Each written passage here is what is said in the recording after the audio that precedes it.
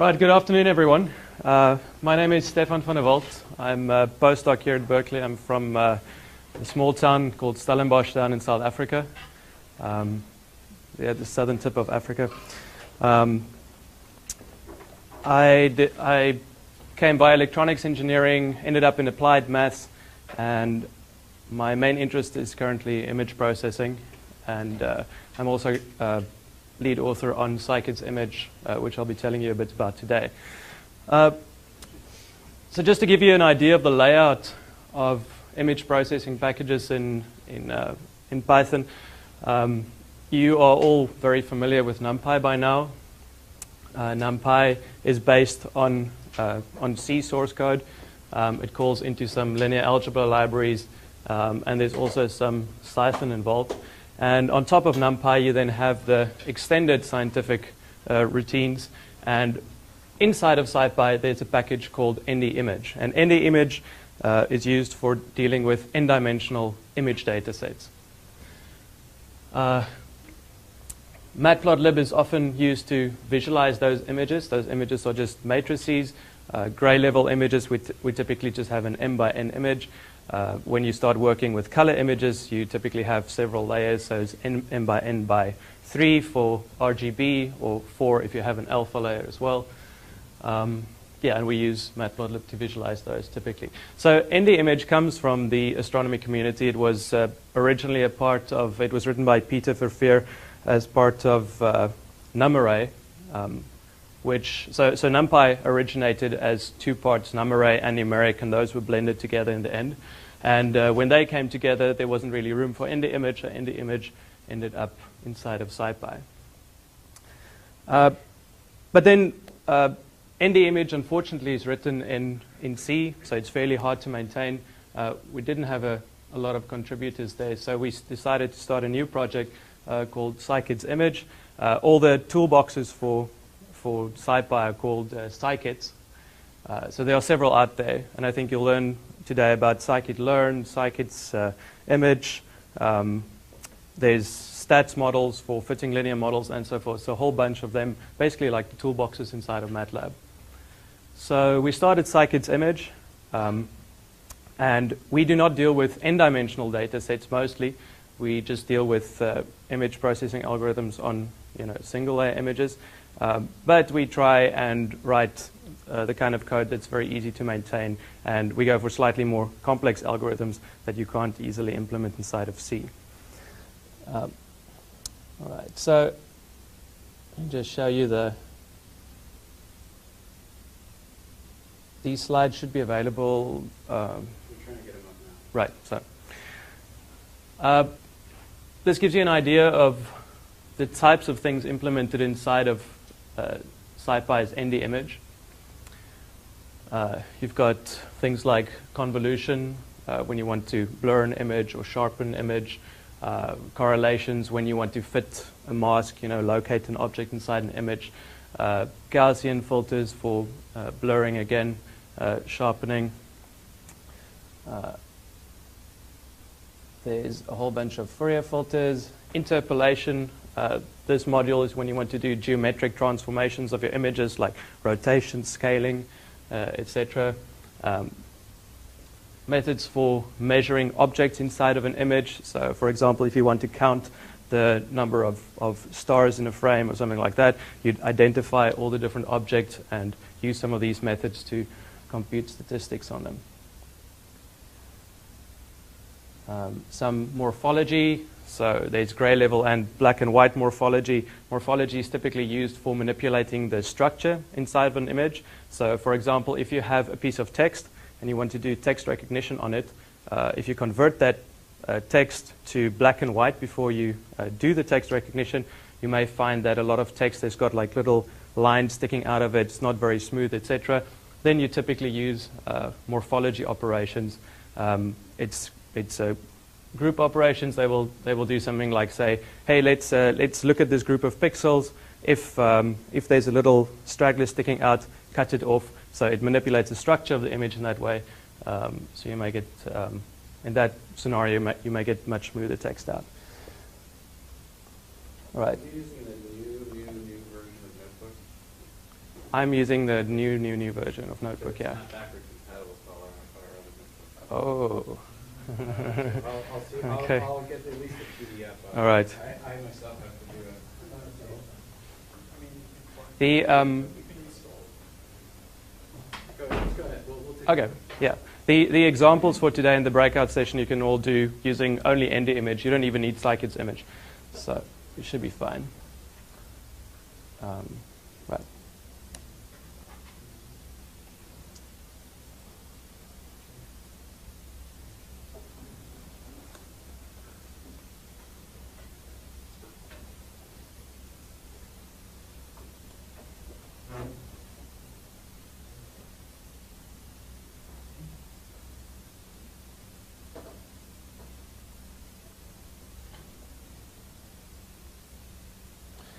Right, so I thought I'd start you off by taking a typical image processing problem that you might run into in industry and show you how we'd use these tools to solve that problem.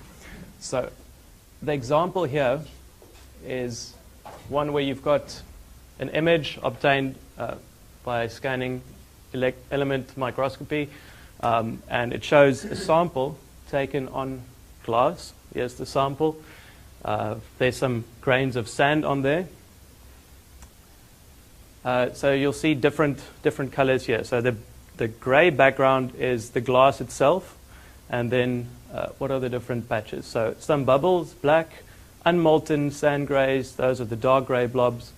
And we'd like to know which fraction of the sample is covered by each of these three phases: the molten ones, the sand grains, and the background. So yeah, so we're going to see how can we count that automatically using ND image. So first thing we need to do is to get the image into Python so we can manipulate it. So we're going to start by importing matplotlib, NumPy, and then we're just going to read the image using matplotlib. There's a small little bug in matplotlib at the moment which flips some PNG images or some JPEG images upside down. So you do imread to get hold of the image, and then until they fix the bug, you just have to flip it upside down. And here I show it. You'll notice that I specify the color map as gray. Otherwise, the image appears in all sorts of funky colors. And we use nearest interpolation. So when you display an image using matplotlib, you can tell it which kind of interpolation to use. When you do image processing, it's often handy to use nearest interpolation because that won't hide any artifacts. You see each pixel that is inside of that matrix or inside the image. Whereas if you use something like cubic interpolation, bilinear interpolation, it might hide some of the detail going on. Right, so next step is to get rid of the black banner. You'll see there's the microscope added something there at the bottom, so we just want to get rid of that. So I take the first 880 rows of the image and drop the rest of them. So just using a bit of indexing there to get rid of those. Okay, so there we've got the image without the banner.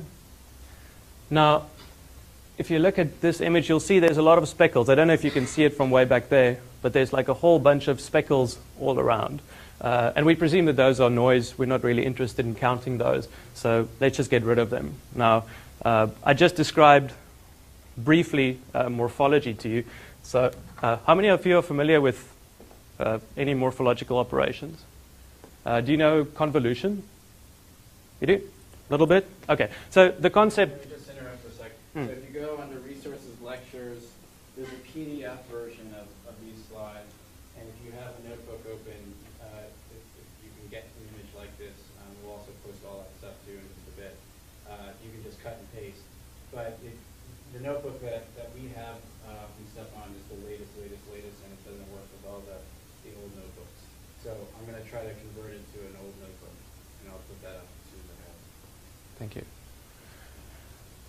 All right, so you start off by defining what they call a structuring element. So in this case, we may choose to use a little star or a little cross, and you move this little cross over your image, and you say, unless this star is completely covered by a pixel, remove that pixel from the image. So you can see that in most parts of the image, that would be fine, except like when you end up in a place like this, where it's basically black with just a single pixel on the inside, it's going to throw it away because it doesn't, the whole of the cross isn't covered by color. And when you do that, so there's the code for that. We use ND Images median filter. There are plenty of other ways to filter those out. And when you apply the median filter, you see that all the speckles have gone.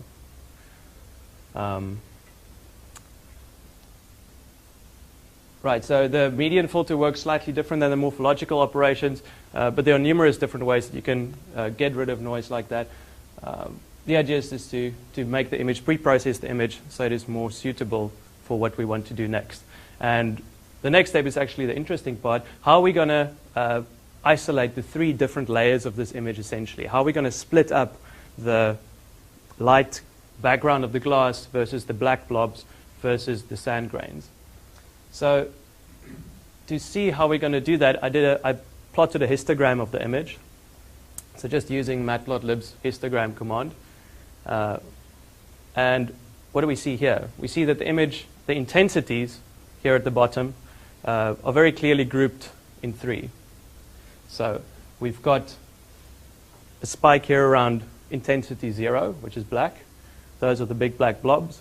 Then here around 100, which is the light gray, and again, no, that's the dark gray, and around 140, that's the gray background. So where do you think we can cut off this image? What would be good thresholds to use there? Does anyone like to volunteer a threshold? So say I want to just separate this one out. Then, yep, 1040, we just have to basically say, just ignore all the values higher than 40 intensity and just look at these. For this guy, we're going to have to set 2 thresholds to get it out. So we want to say between 60 and 120, and then we can look 120 and up. So let's see what happens when we do that. You can also fit a mixture model. Yeah, you could.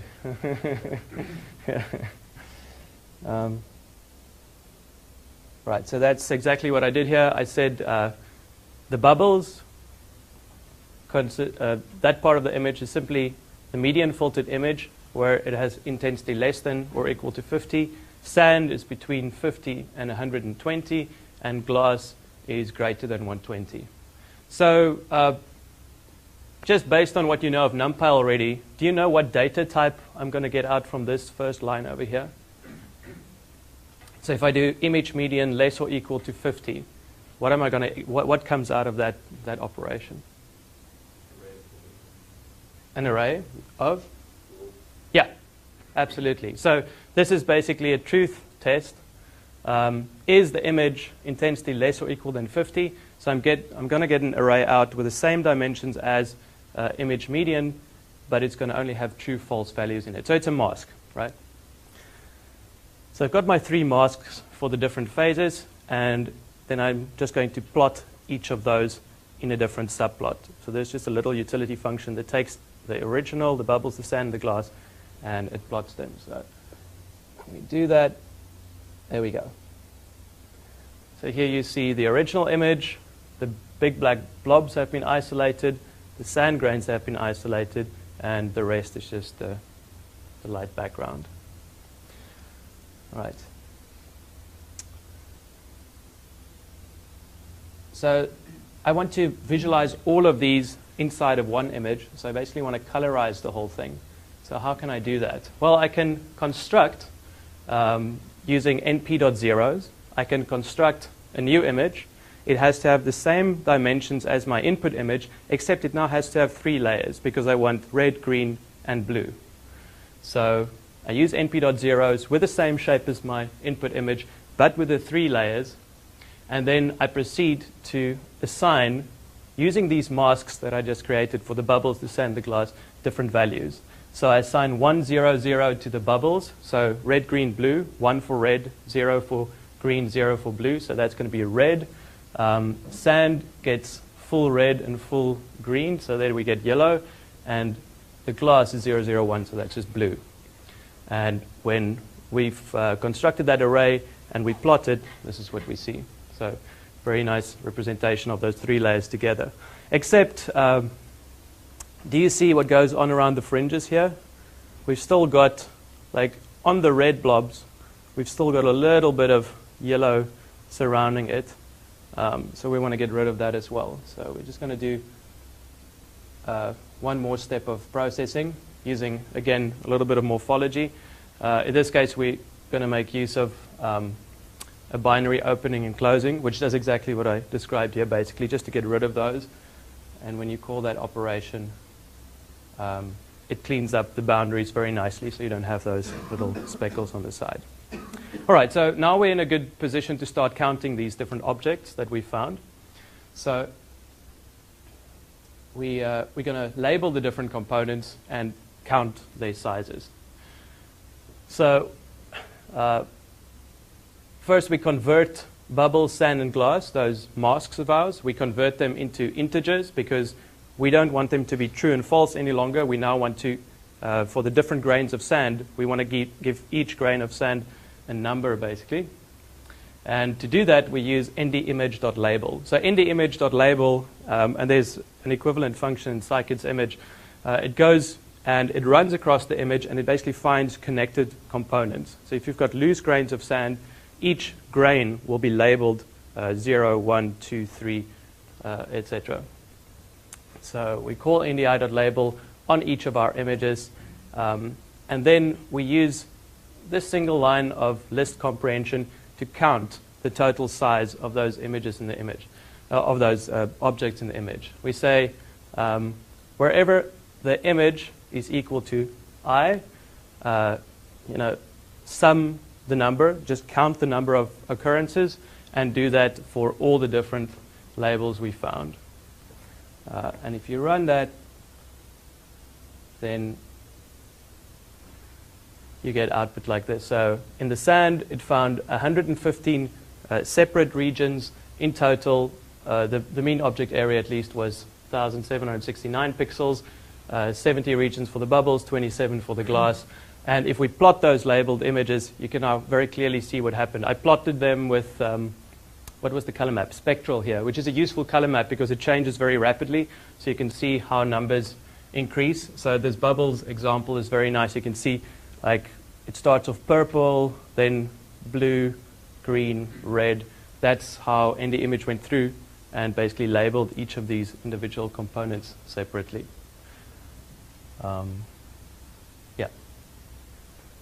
So this basically solves the problem, and that's a very typical image processing pipeline that you would see in industry. If you had an image that had multiple bands, would you just run this through these bands, or like how would you combine it? Right. So the question is, if you have an image with different bands, how would you approach this? Most algorithms in image processing are just geared to one layer. So people typically convert down the image, or they move into a different color space. Are you familiar with the HSV color space at all?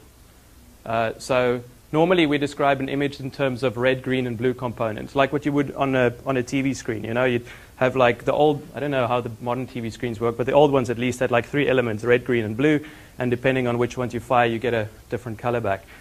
But the human brain has got a very different way of seeing the world. We don't see the world in terms of red, green, and blue. Our senses are red, green, and blue, but if we talk about perception, what do you see? You see, if you have to describe the color of his jersey, you might say, well, it's orangey or red, it's kind of not very bright.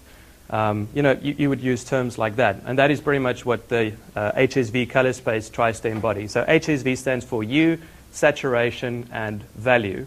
So hue is the color. So that would be like red or blue or green. Saturation is how full is that color. Is it like gray or is it like a bright, bright red, for example? And then the value is just like the intensity. Is it dark or is it very bright? So often we convert images into that color space, and then we can manipulate them in a way that's much more natural for human beings. But yeah, we typically, unless you've got a vector approach, you have to convert the image to a single layer and process it. Are there any other questions about the example or anything you've seen so far? Okay. All right, so that was just a brief tour of ND image. And now I'll proceed to tell you a little bit about Scikit image, the project that we're currently building. I'm not sure which version you guys have installed. 0.4 was the last release. A whole lot happened since the 0.4 release, so we're currently almost at the point where we're going to release 0.5. So some of these examples may not yet work on 0.4. All right, so let's go to...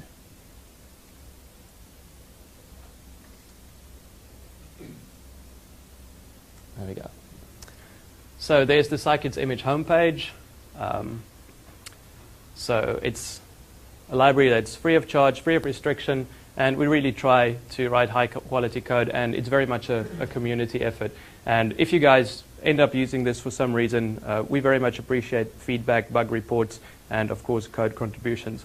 If you go to the front page, you'll see links to the documentation, how to download it, etc. But one of the interesting places to go, if you scroll down, is to the gallery. And in the gallery, we give examples of some of the main functionality. So it's very much like the matplotlib gallery that you've seen before, except that we've got a whole bunch of image processing examples. And I'll run through those just now.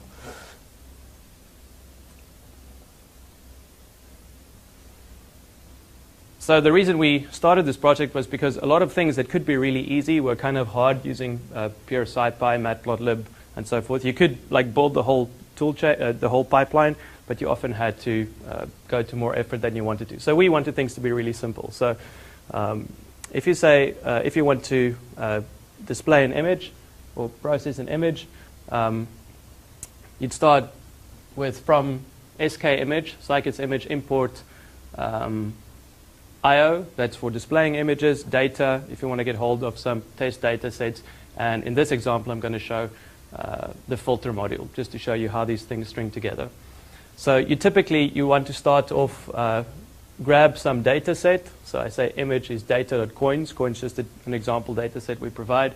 Do some filtering operation, like get the Sobel filter and apply it to the image, and then display the image. And there's your result. So do you have an argument about using filter as one of your modules? Yeah, I saw it was highlighted. It's built in. Yeah, I mean, you could do from SK image import filter as felt. Yeah. You just created a name. Yeah, I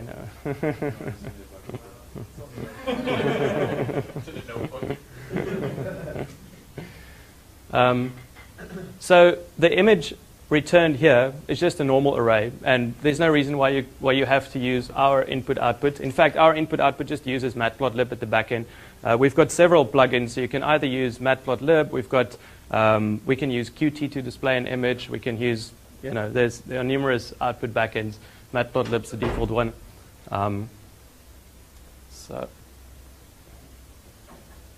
So you could just as well have used this command. So io.imshow is exactly equivalent to plot imshow with the color map set to gray and interpolation set to nearest. Same thing. Right. So just to go into a little bit more detail about the input-output module, you saw earlier on that Matplotlib had that little bug where it flipped the image upside down. So you might not want to use Matplotlib to read an image. So you could say, for example, to the input-output module, use the plugin pill instead of Matplotlib to do image reads. And then when you read the image, you'll see it was not flipped upside down. So we just chose to use the Python imaging library instead of Matplotlib to read it. The reason we did this is because it becomes very easy to write your code in a modular sort of way where you can say, well, let's use Matplotlib today. Tomorrow you might change your mind, decide you want to use different modules to load it, and you can easily swap between the different ones. One that's a little bit more fun is our Qt image viewer. So when you use the plugin Qt for image showing, and you provide the fancy equal true argument.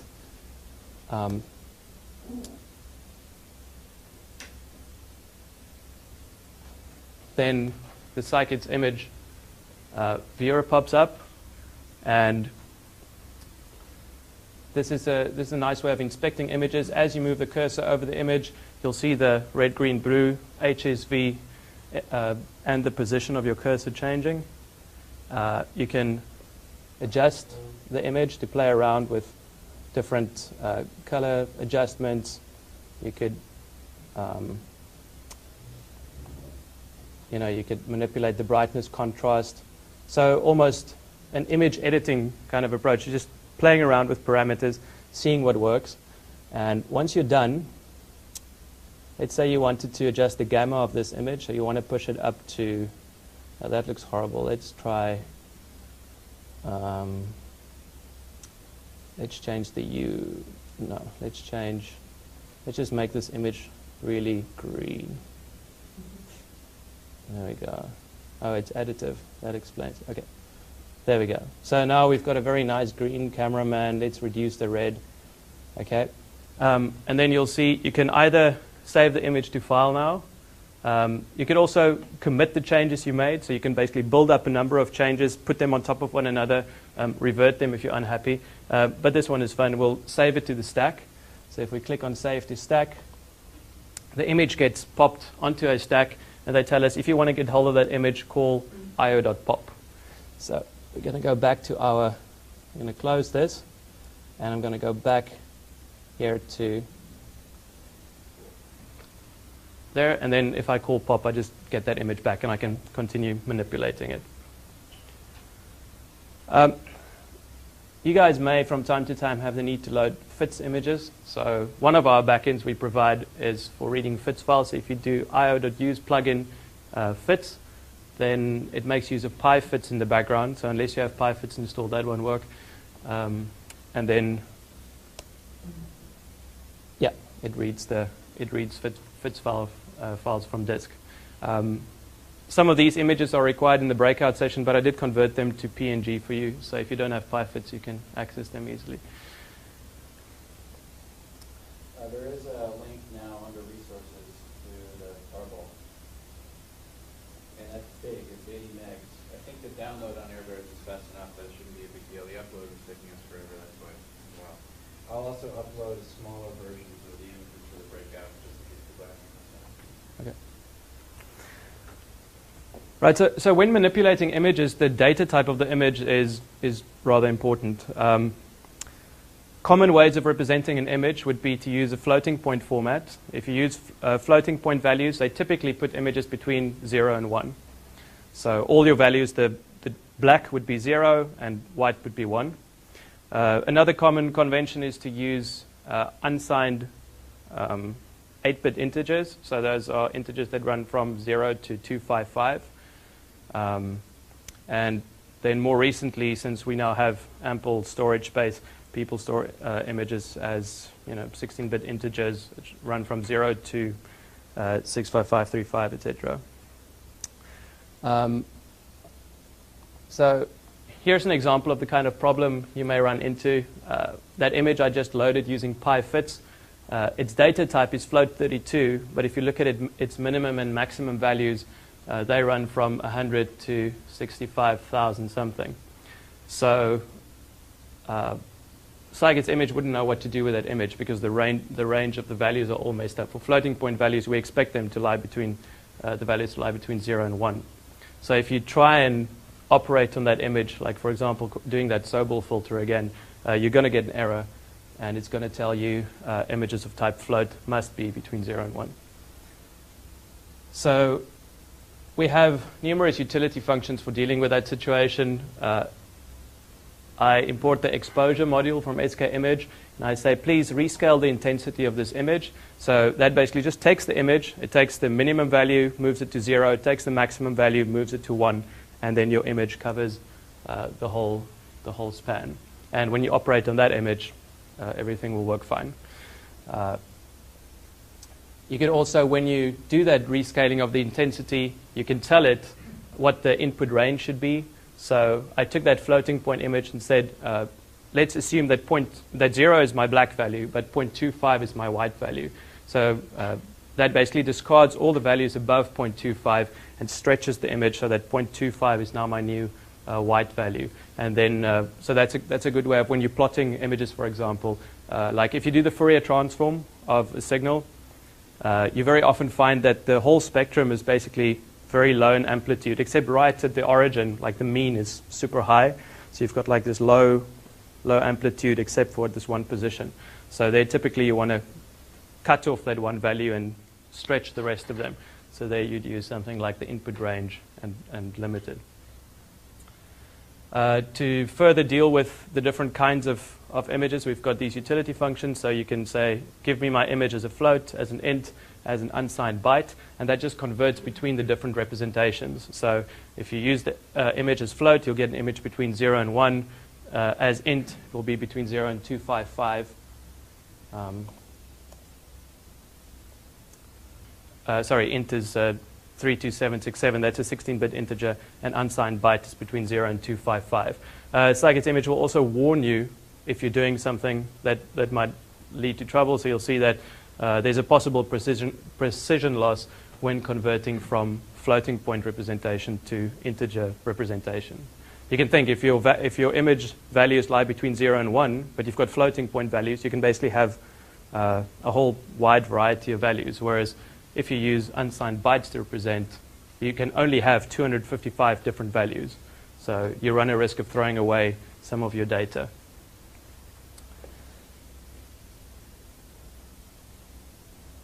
Right. We've got numerous test data sets because often you just quickly want to try out a little algorithm. You don't want to load data from disk.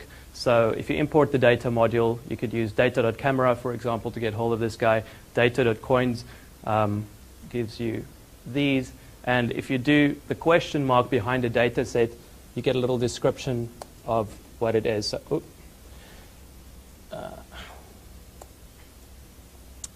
what did I do? Oh, I'm still using the FITS plugin. That won't work. FITS plugin can't load PNGs. Okay, so there you see those are Greek coins from Pompeii, and gives a little bit of background about what you see in the image, what the image is typically used for or useful for illustrating, and where you can get hold of the original data, and what the copyright restrictions would be if you decide to use in a paper, etc. So there is a small version of the tarball analysis that you reload resources, go to the files. So week for part 1, something small, that's it. The first one was only 53 bytes. That was a link, URL link to somewhere else.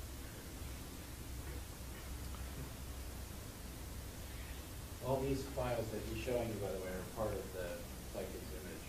So Yeah. you already have it. Yeah, they're shipped with the distribution. Right, so the idea is that any single function inside of Scikit's image can take any image as input.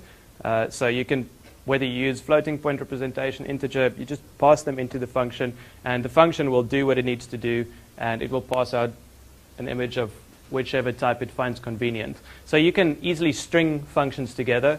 Like I took the cameraman image, applied the canny filter to it, and here's what you see as the output. But you could just as well string a couple of things together. So from the filter module, I did total variation denoising, and then applied the canny filter to it, and you see you get a much cleaner function, a much cleaner image out. But you can string arbitrary functions together like that, basically build yourself a nice long pipeline, and yeah, it's as simple as that.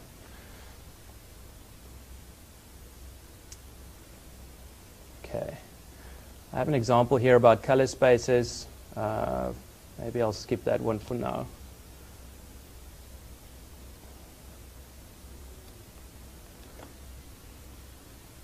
So here's an example where we are going to take an image and scale it up or down. Often when you start off with an image, that image, especially in the field you're in, you have these extremely large images.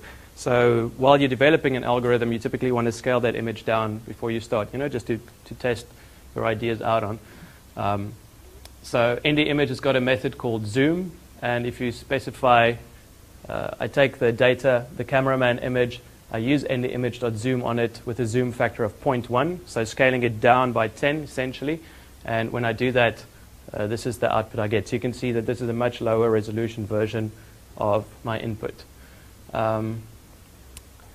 Cygot's image allows you to do something a little bit fancier if you want. It's got this idea of a homography, which is basically just a coordinate transformation. So you can specify a 3x3 matrix, and each coordinate in the image is represented as a vector of x, y, z, and that vector is multiplied with this matrix to find its new output position. So this is you'll recognize some things in here. This is, if you did a linear algebra course, you would see that I've got a cosine term, a minus sign, a sine, and a cosine. So that's a rotation matrix. Then here I've got translation in the x and y direction, and the two little coefficients here just adjust skew. So if I just want to zoom in and out, like I did earlier on, I just manipulate this S parameter here. So you can see if you take, we're going to write. So if you have your image coordinates x, y, and 1, and you multiply with a matrix of this form, 0.1, 0, 0, 0, 0.1, then you see what happens there. You take your new x value, so your new x value is just 0.1 what x used to be. Your new y value is 0.1 of what y used to be, and the z coordinate remains the same. Well, yeah. So that's just another way of scaling the image. So if I set s equal to 0.1, I use this matrix, I apply it, you get exactly the same as what we did with the zoom command in ND image. But we do have a little bit more flexibility now because we can adjust this matrix to include, for example, a rotation angle. So let's set that angle to 10 degrees, for example. And there you see the image is rotated by 10 degrees. If you want to translate the image as well, you can set those parameters there, translate x and y. So there you see the image is rotated, shifted. And the skew parameters, person has to be a bit careful. They're very sensitive. Well, not that sensitive. Okay, let's see. Yeah. Let's not do the scaling because that looks a bit funny. So I guess I need to do that. Yeah, so there you see a little bit of rotation, translation, and skewed. So this kind of comes in handy in all sorts of different places, but let me show you an example from computer vision. Does that look blurry because you're not doing, you're doing some interpolation as well? No, so On the display or let me. part of the algorithm? So I just used the first 50 by 50 pixels. This is actually the output, but you see, like, there's the part that we're interested in because I scaled it down so much. If I change the scaling parameter to 1, then yeah, it's a nice high resolution. Yeah. So we think of it pushing into the z direction. Yeah. Yeah. These two parameters here tweak those z values. Yeah, so I'll show you an example of where I use that.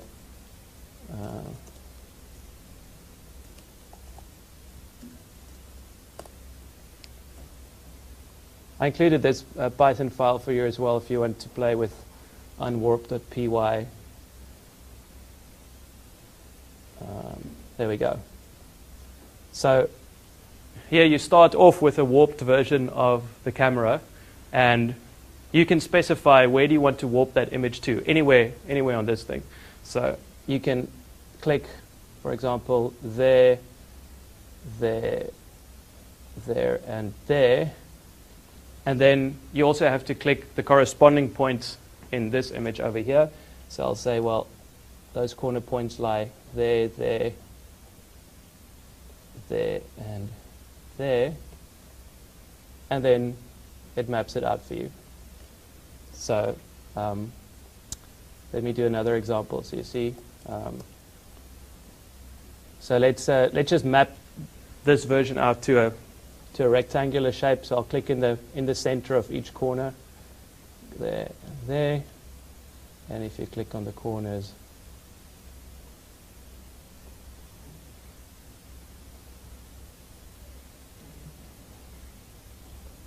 there we go. So sometimes you have an image, like if you have, for example, two star fields and they're kind of almost closely aligned, but there's a little bit of a linear distortion between the two. If you can match 4 stars on each of the images, then you can use this to, to transform the images so they lie right on top of one another.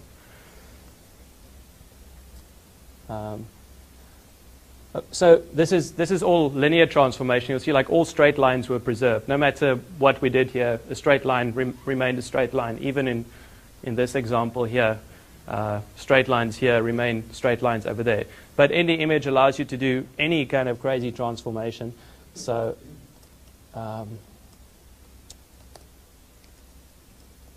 so here we've got an example where we've got extreme radial distortion. Some camera lenses just warp straight lines quite a lot, and this is not really what we want to see. So what this example allows me to do is I've got a little cursor and I can mark 3 points on a straight line. So there, there, and there. And then let me take this line over here. This one, and this one.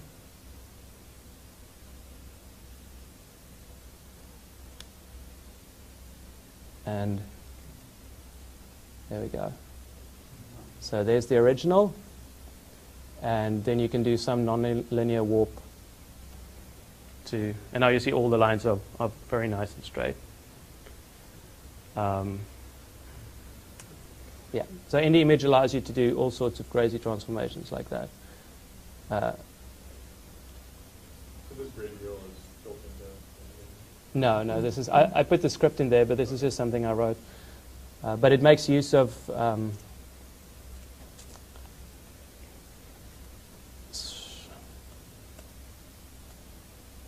so there's the main function that it uses. It's called ndimage.mapCoordinates. And it's got a bit of a crazy syntax because you basically have to map all the coordinates beforehand to where you want them to go and then just send them in.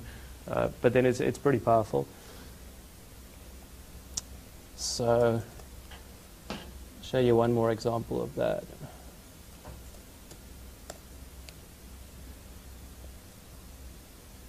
So here's a short little paper that we submitted a while ago, and there was we made use of something called the log polar transform. If any of you ever run across the log polar transform, it's a very interesting image warp. Probably. So what you do is you basically rewrite the image in terms of polar coordinates. So here you've got the x-axis and the y-axis, but on the transformed image, you've got distance from the center versus angle. So you'll start a pixel like that, for example. You'd measure the angle, 45 degrees, find 45 degrees on this axis, and then find the distance from the center and plot it. Except we do something else as well. We don't only take the distance, but we take the log of the distance. So why would you do that? That seems kind of like a crazy thing to do. Well, the reason is because what happens to multiplication when you take the log of multiplication? Becomes addition, essentially, right? So what happens is if you zoom this image in and out, so if you scale it, zoom in on it, scale it up or down, then that basically just becomes a translation in this domain. If you rotate this image, so if an angle here changes, it becomes a translation up or down. So zoom, translation in the x direction, rotation becomes translation in the y direction. So this is super handy when you do image registration, for example. Instead of having to try and estimate zooms and rotations, you just have to do a correlation in this domain, and those things come out for free. Okay.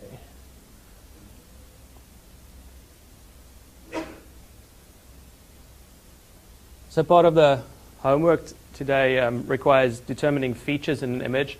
So here's a short little example from Scikit's image that uses histogram of gradients. So it splits up the image into a whole bunch of blocks, and then for each block it counts the different gradient orientations that it sees.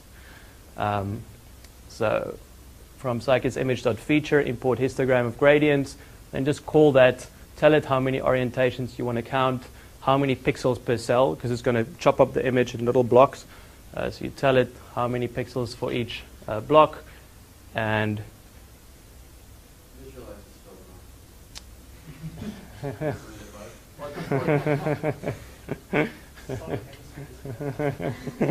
it's not just the southern hemisphere, it's everywhere the Brits went. Yeah. Oh, wasn't there a war or something? Well, I feel a little bit threatened now.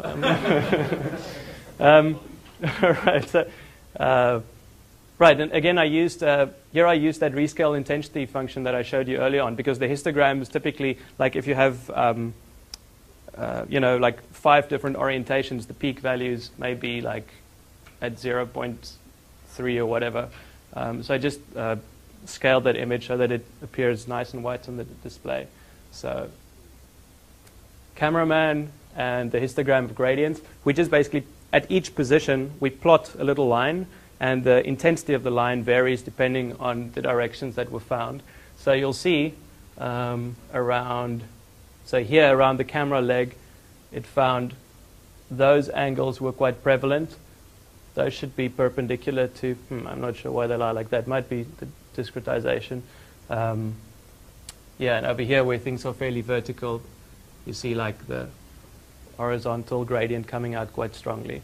So you may be interested in looking at these for the classification task. All right, last thing I'll do is just run through a couple of... Sorry, how is it represented in each pixel? So the gradient currently has an angle and an intensity to it or something? You know? Yeah, I'm not sure how we weigh the intensity. I'll have to look at the algorithm. I can't remember.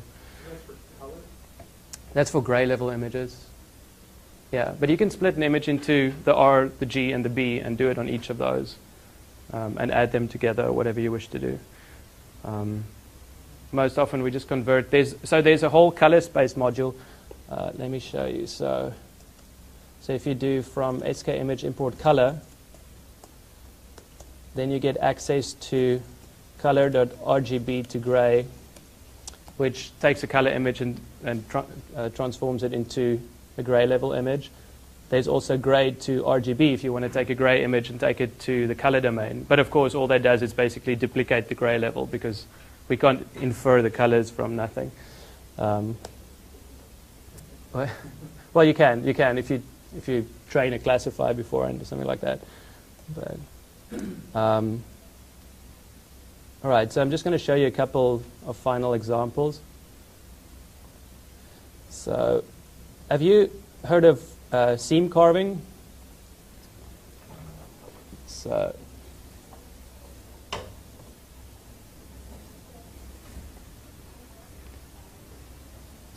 often you have an image and you want to rescale that image, but it's kind of annoying if you have, for example, you have a photo of the beach with a bunch of people running on the beach, but now you want to fit that photo into a column this wide. So if you scale the image, if you flatten it this way, then all the people become like super thin, and that's not really ideal. So here you see the same sort of thing. You've got an image. If you scale it down, everything's too small. If you crop it, then you can't get all the objects of interest in the image. So what you typically really want to do is something like this. I mean, it's cheating a little bit, but what? Isn't that lying? Isn't that lying? No, those are not lying. Change the distance between the subjects. Yeah. Yeah, absolutely. So that's what seam carving is all about. It's like it's trying to find a way of representing all the information in the image without actually preserving everything. This is for like advertising. Yeah. I mean, you know, sometimes you need to fit the picture in and it won't go. So you can see it doesn't look good when you squish it.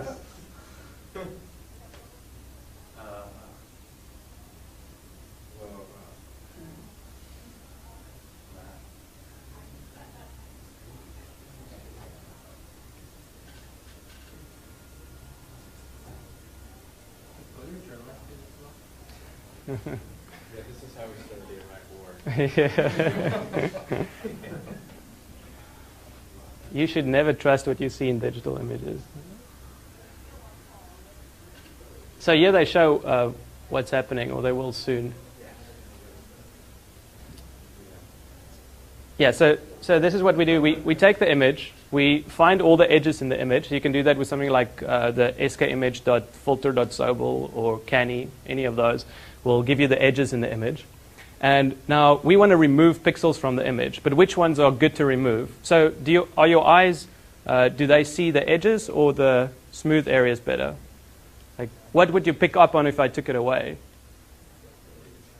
I think if you take the edges away, your eyes are going to tell like, whoa, there's something weird going on.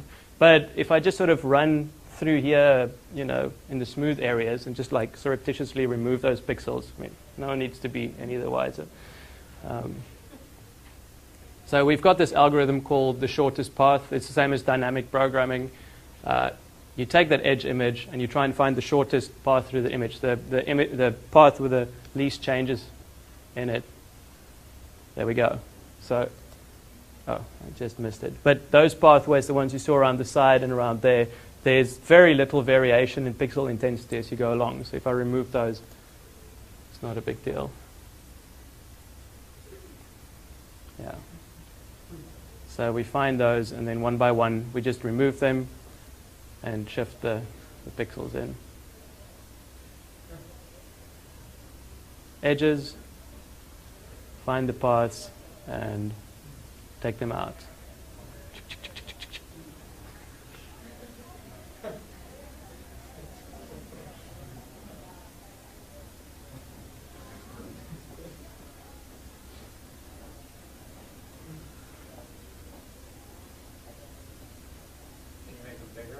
Yeah, and you just duplicate layers instead of taking them out. You have to be a little bit careful because if you duplicate the same path all the time, it kind of looks weird because you insert bands in the image. But if you sort of alternate between different paths, yeah, there they go about it.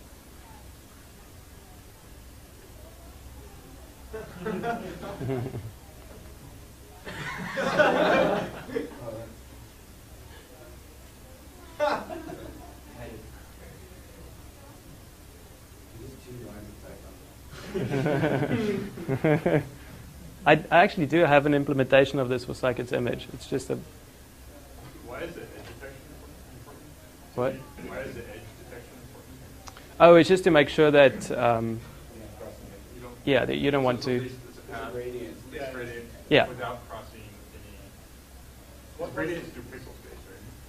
Yeah, so you compute the gradient and then you find the path that traverses, like, you don't want to cross any gradients. Yeah, so they've gone further, and you can mark up areas of the image that you preferably don't want to carve out.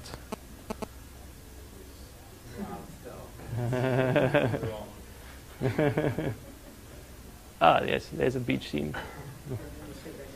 Yeah. I just take all of them out.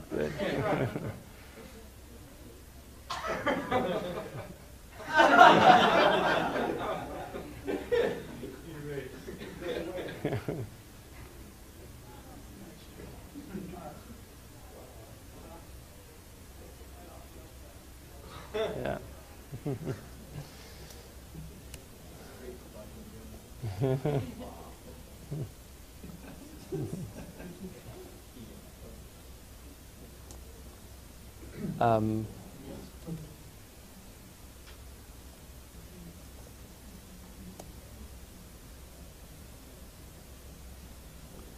Yeah, so you can implement that one yourself using the shortest path algorithm inside of Scikit's image. It's in the graph submodule. If you want to find things inside of Scikit's image, you just go to the documentation. You can always see on the side which version of the documentation you're looking at, because if you have an older version of Scikit's image, you may not have all the functions. So if you click on API reference, there's a list of all the functions inside of Scikit's image. So you can see, there's the graph module, and it's got shortest path, or you can use route through array, which basically you specify the start and the end point, and it finds like the shortest path through the array that satisfies that constraint. Let's look at some of the other examples. So contour finding is quite pretty.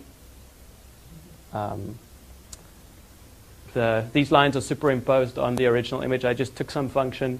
What function was it? Sine of x to the power of 3 plus cosine of y squared. Plotted that, found the contours on it. It uses something called the marching squares. And there we go. For the assignment, you may want to look at gray level co-occurrence matrices. Here we've got a couple of samples from the sky, a couple from the grass, and when you plot their properties, the gray level co-occurrence matrix properties, you see that they cluster very nicely. Histogram equalization that some of you may be familiar with. So you start off with a low contrast image.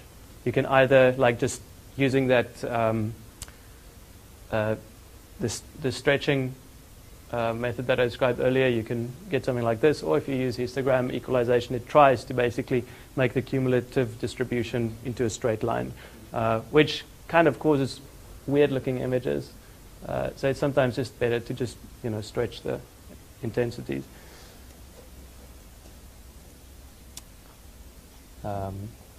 Radon transforms, like when you want to do. This is basically the data. When you scan a brain like this or an object like this, you get this out of your scanner, and based on this, you can do an inverse transform and recover your data. So this is what happens inside of a CT scanner. And some segmentation, which is super handy for when you want to manipulate objects. You can provide seed points. It grows different areas, and we can. There's a random walker segmentation as well. So even in very noisy images, you can specify some seed points here and here, and it will grow it out for you and separate out the different layers. So have a look at the gallery, see if there's anything useful, and you're very welcome on the mailing list. If you've got any questions, we typically respond quite quickly, and we'd love to help you to use these tools. Right, thanks for your attention. Do you want to present the breakout? Oh, right. So,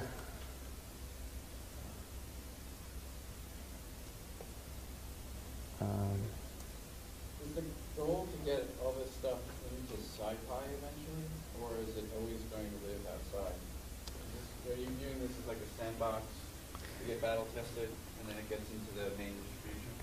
yeah, so that was the idea of the Scikits originally, but many of these projects kind of get a life of their own. But it's very much a close collaboration, and there's good communication between the teams. So these things will always work together. And I'm not sure if the goal is actually to move it over eventually, but the tools are definitely meant to be used together. So apparently you guys see a lot of images of stars, but I don't often. So I love working with star pictures. I provided to you with. Let me see if I can open this.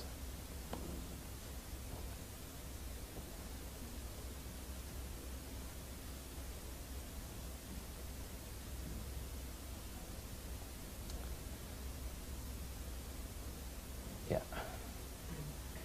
So I gave you this is the output after a bunch of image processing that a guy did on numerous layers that he took with his telescope. He's got like the red, green, and blue filters applied, some other filter as well. So he's got 4 different layers that he provides, and if you combine those layers, you can get out a nice picture like this. So that is essentially the assignment, is to take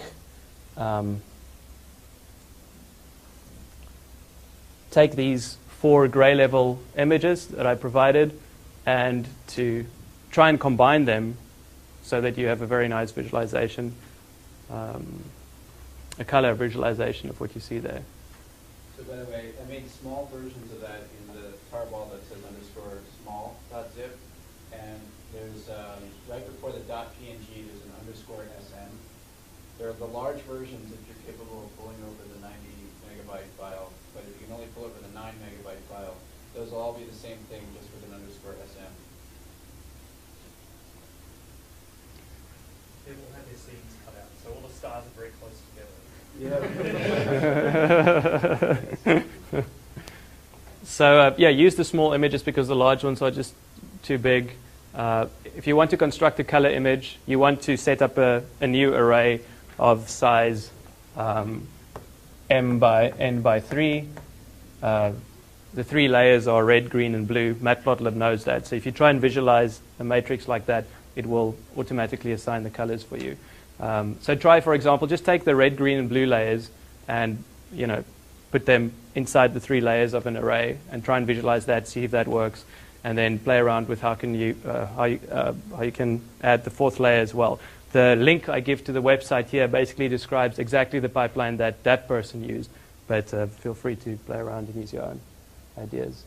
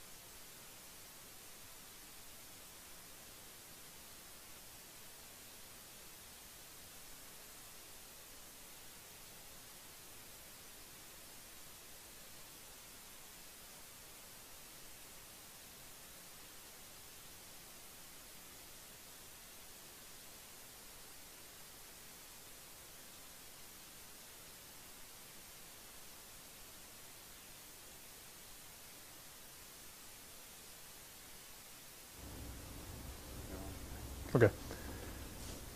Okay, so we're going to change gears a little bit to machine learning in SciPy. So scikit-learn is kind of your off-the-shelf machine learning package in Python. Make sure you have the most current version installed. The version 0.9 doesn't have near the amount of functionality as 0.10. And with my nthought distribution, for some reason I had 0.9. So I would make sure that you have 0.10 installed.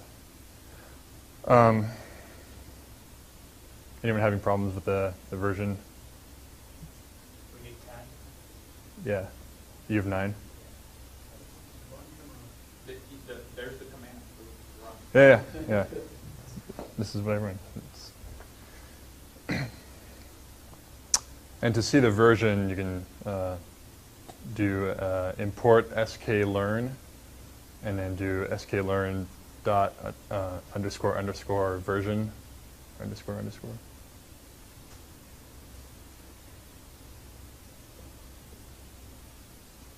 Okay, I'll start lecturing. If anyone wants me to stop, just raise your hand. So scikit-learn provides easy-to-use, really general-purpose machine learning in Python. So you might be asking, what is machine learning?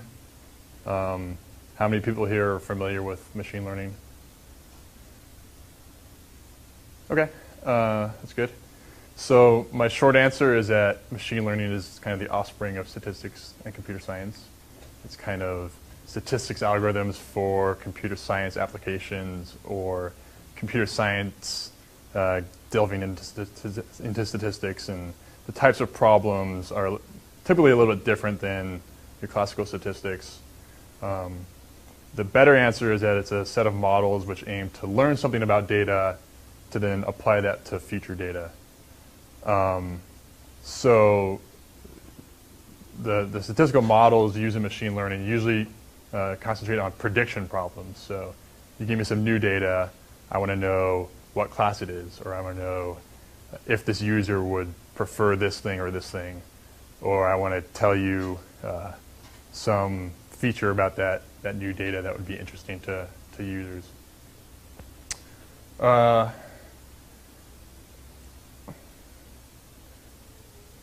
So there's, within scikit-learn, there's lots of different machine learning applications that we can, there's lots of different functionality for machine learning. There's classification, so using some labels from some training data to learn a statistical model to then try to predict the label for new data. There's learning the relationship between explanatory and response variables, so regression problems where you try to predict some continuous valued variable for new data. Discovering natural clustering structure in data. So if you give me a bunch of data that has no labels, can I tell you how many natural clusterings, or how many groups are forming are within that data? And we saw a little bit about this last week when we did some hierarchical clustering and some k-means. But there's a lot more clustering functionality within scikit-learn. Detecting low-dimensional structure in data. So I could have data that has 50 attributes. So in this 50-dimensional space, is there a lower dimensional representation that kind of preserves all the information that's important in that data set? And then finding outliers in large data. So it's not always easy, say in 50-dimensional space, to see what thing doesn't fit with the rest of the data. And within scikit-learn, there's really nice functionality for performing all of these tasks. So to make this a little more concrete, here's a classic data set in statistics. It's called the IRIS data set, and it was first studied by R.A. Fisher. So here we have 3 different types of lilies, and we have 4 attributes measured for each of those lilies. Irises. Sorry, irises. That's It's the the iris data set, not the thanks, Josh. Just by eye, he could tell that was an iris, not a lily. So we have 4 attributes, having to do with the size of the petals and the sepals. And 3 different classes. So there's 3 different varieties of iris, and they're represented by 3 different colors here. So typical thing that one might want to do is to learn some model that separates out these 3 different classes in this 4-dimensional space. So then when we get measurements for a new flower, we could classify it into its subtype. Now, the neat thing about this data set is that it's not linearly separable. So only one of the classes, the red one here, is linearly separable, meaning we could draw a hyperplane in this 4-dimensional space to separate out the classes. The green and the blue subtypes are not separable by any hyperplane. So we really need some flexible, say, non-parametric or nonlinear models to try to do this, to try to find out the boundary between these different subtypes.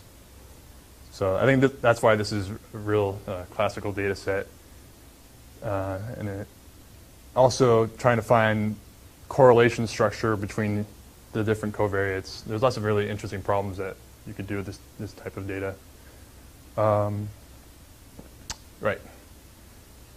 So the first sets of models that I'll be talking about is what we call supervised learning, meaning we have a training set of objects with some covariates and some known response.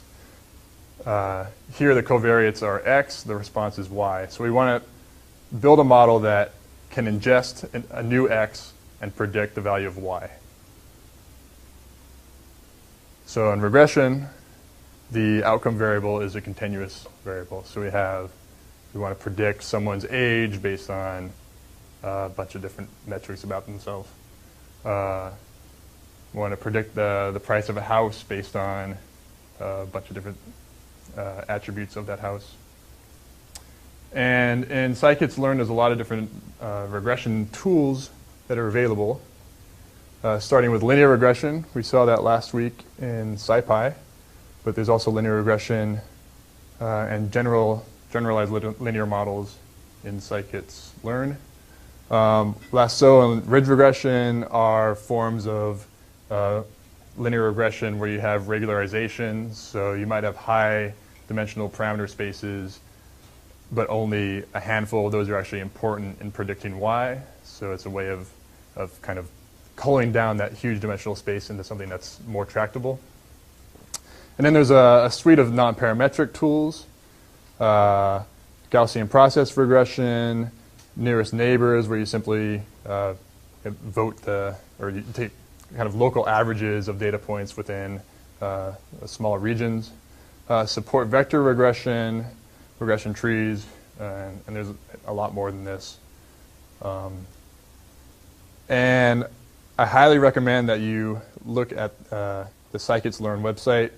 They have really nice documentation and references for each of these methods, and dozens and dozens of examples. And it's actually a very nicely documented piece of code. So take a look at that. Of course, there's also classification, where we want to predict something's class based on its covariates.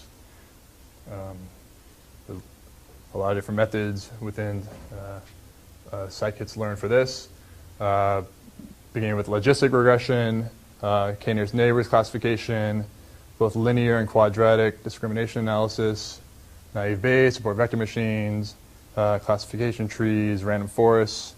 And some of these methods are only applicable to 2-class problems, so kind of yes, no, 0, 1 problems, but they're extendable within Learn using the multi-class submodule, or you can do a one versus rest. So you basically, if you had a k class problem where k is more than 2, you could do one versus the rest in k different classifiers, and then vote those classifiers to do a multi-class problem.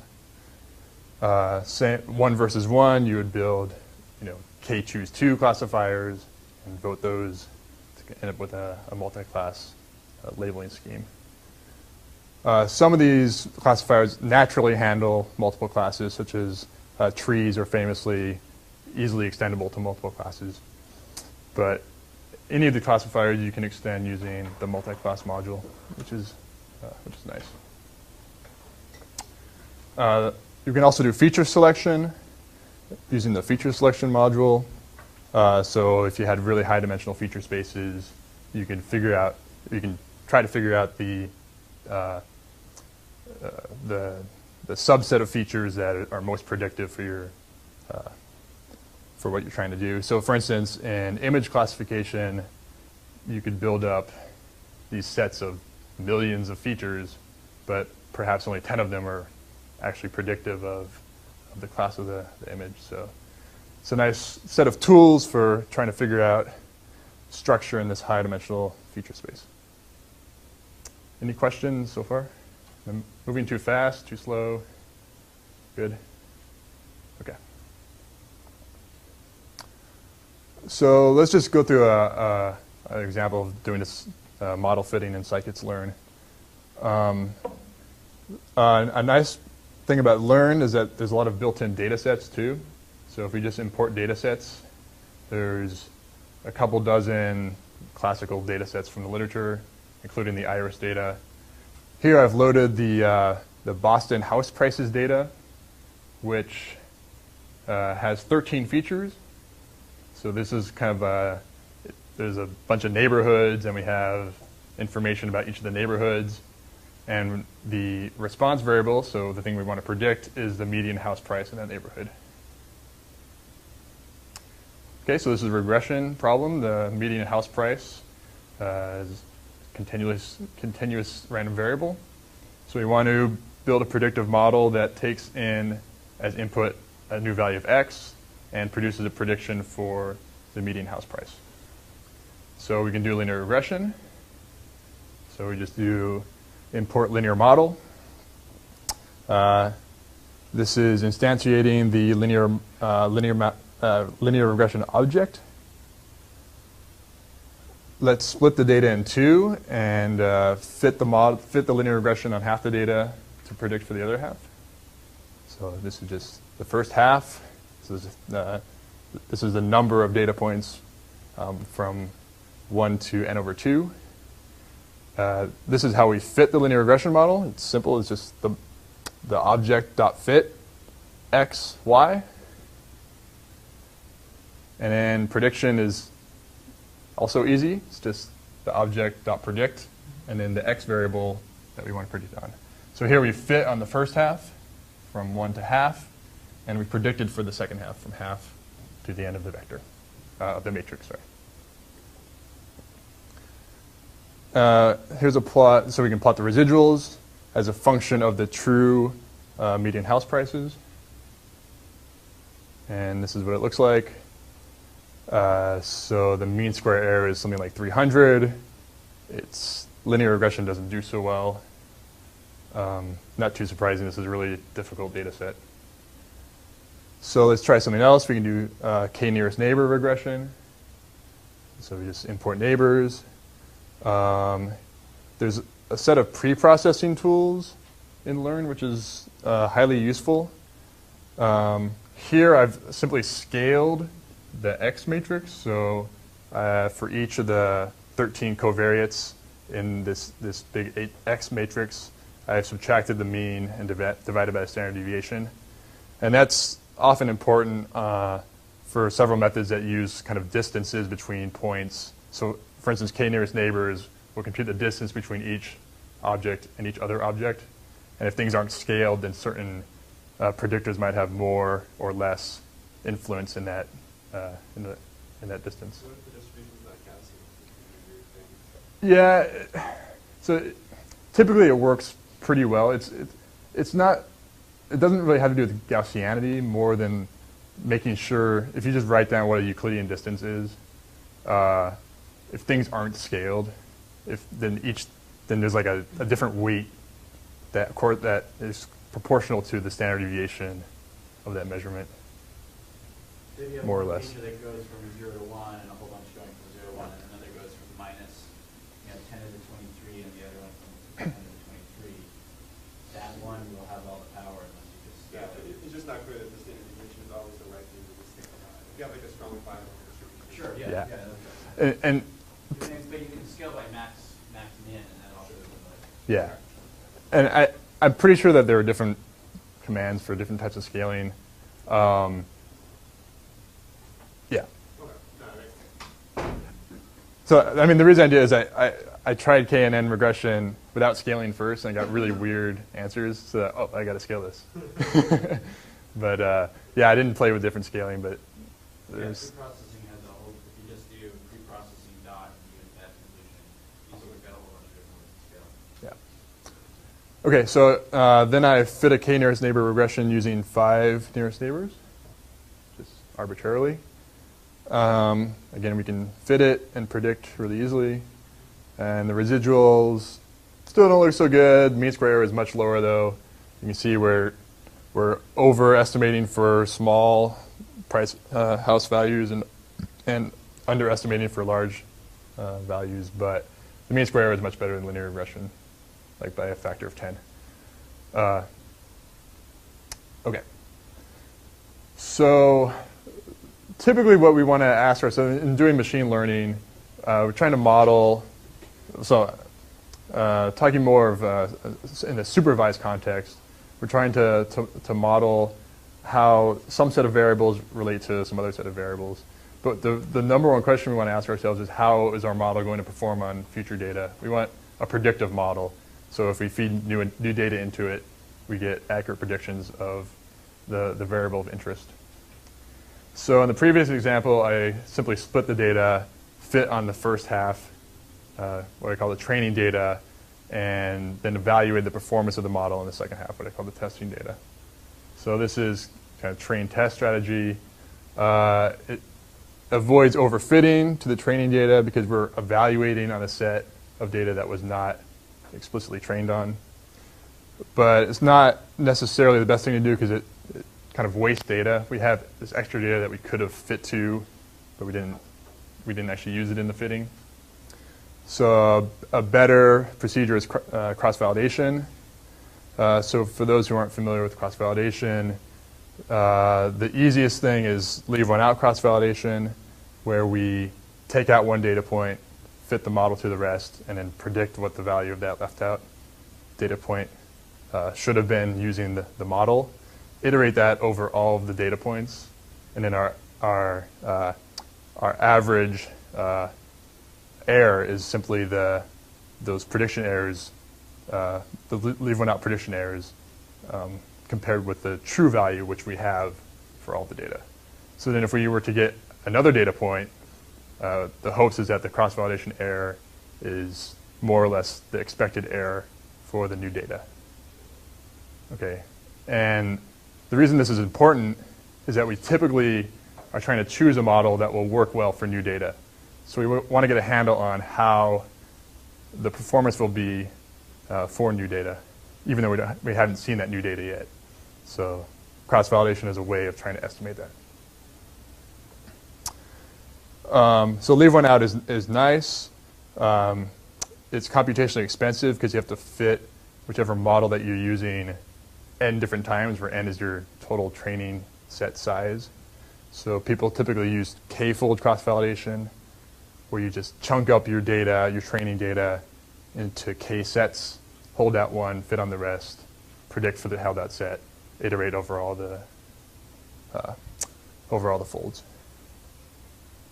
Okay. Luckily for us, scikits has cross-validation, if that was a little too complicated. So, okay, these are important concepts, but it's hard to cover all this in a half an hour. So, And again, the documentation on scikit-learn is really nice. So take a look at the manual and all of the references within. Right, so like I said, we want to, say we're faced with a classification task. We want to pick the model that we expect to do best on future data. So for instance, which of these models should I use? Should I do a k-nearest neighbor? If so, with how many neighbors? Support vector machine, there's lots of tuning parameters within support vector machine. Random forest, there's lots of, how many trees, there's other tuning parameters. Gaussian processes, same thing. So there's always decisions that we have to make in trying to choose the best model. Within Learn, there's this grid search module that allows us to more or less automatically try to pick the best model for our data. So what it does is, if you just run this command, so an estimator is a class of model. So if we instantiated, say, a random forest estimator, we feed in that object some parameter grid, which is just a dictionary where the names are the names of the tuning parameters of the random forest, plus whatever values we want to search over. A loss function, so a function that we want to minimize, or a score function, something we want to maximize. So for instance, we might want to minimize the number of errors that we make in a classification problem. And we can run that on njobs cores with CV being the number of fold cross-validation Ds. So we can simply just run this line of code, and it will pick for us the best model to use for that data.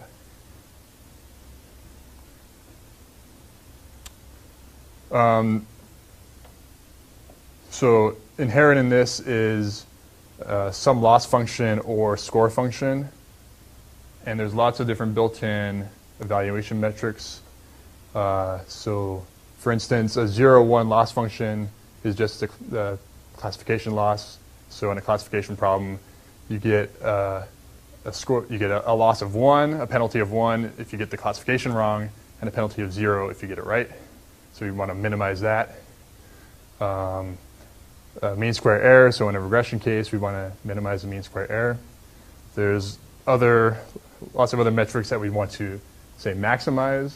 So the 0-1 score is just the number, or sorry, the percent of the time that we're correct in a classification problem. There's other things related to precision, recall, ROC curves. There's lots of nice built-in ones. Of course, we can write our own. Other evaluation plots, you can look at confusion matrices, ROC curves. I'll show some examples of this in a second, but it's really nice that they've thought hard about this, and there's lots of ways that you can evaluate the performance of your machine learning algorithm that are built right into scikit-learn. Okay, so let's go to the notebook. No, superhero.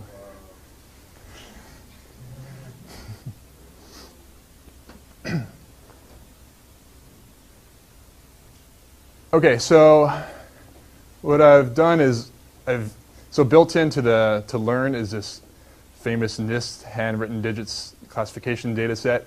So the idea is that there's a database of handwritten images from 0 to 9, and based on those images, we want to classify whether it's a 1, 2, 3, 4, etc.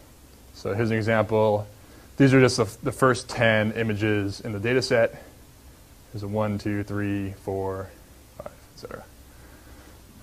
So what I want to do is so we've seen a lot of, in the last hour, we saw a lot of ways to extract features and do lots of processing on these images. What I'm going to do is just use the raw pixel images, the raw pixel values to try to classify the images. So these are all 8x8 images, so there's 64 features per image. And so I want basically a model that can ingest a new vector of size 64 and produce me a best guess number. So which digit is it? Okay, so I've taken the first 500 data points as the training set, and the rest as a testing set. And what I'm going to do is I'm going to do a cross-validation within this 500, these 500 objects to try to then apply to. I'm treating the testing set as data, as kind of the future data, the data that I don't have yet, but that I will see in the future. So it's just a way of evaluating my performance. And so I'm going to create a classifier. I'm just going to use a support vector machine. So a support vector machine basically looks for separating hyperplanes between your data. So SVMs work as a two-class problem, but we're going to do a 1 versus 1 version of that. So just by default, it does a 1 versus 1. So it'll first, take all the zeros and all the ones, give me the hyperplane that separates those in feature space. And then move on to 0 versus 2, et cetera, and do all those combinations. And at the end, it's going to vote all the individual classifiers to come up with a prediction. So then when I get a new digit, it basically runs it through all those classifiers to get predictions in each of those n choose 2 classifiers, and then votes them to get a final prediction. But we don't need to know all that. All we need to do is run these couple lines of code. And so what I've done, I've instantiated the classifier. This gamma here is a tuning parameter, so I'm using radial basis function kernel. So it's actually it's a nonlinear, it's a kernelized form of support vector machine. Fit it on the training set, and then try to predict for the left out objects. So here, I've trained a classifier and I've predicted for this choice of tuning parameter. And for the first 10 objects in the testing set, so this is the left out objects, here's the true class, and here's a predicted class. So I made one mistake here, but it looks like the rest are correct. Okay. We can also compute all these different metrics, so the 0-1 loss, the 0-1 score. We can look at the confusion matrix. So I'll show you what all these look like. So this takes as input the true value. So this YTE is the true digit. And here is the predicted digit.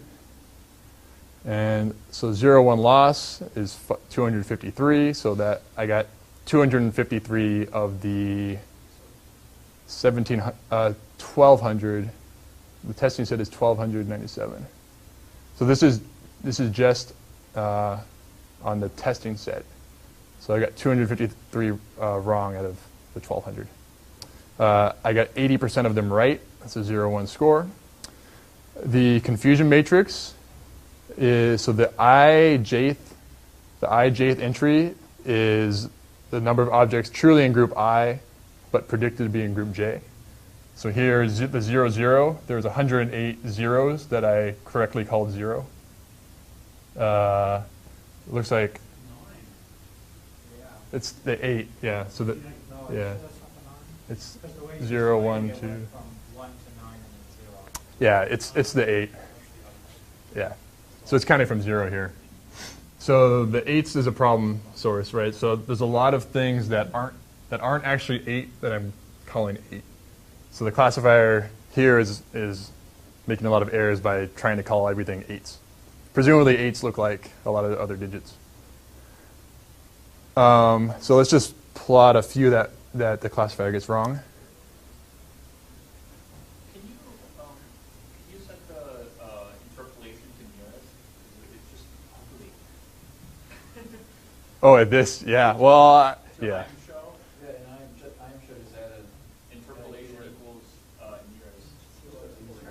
I want to show how ugly they look though, because I got them wrong. No, but that was just a 1. Yeah, but at least that's what the data is. This is a lot of what you're plotting here is just due to the fact that you're interpolating. Right here, right? Yeah. Interp equals, Oh, nearest.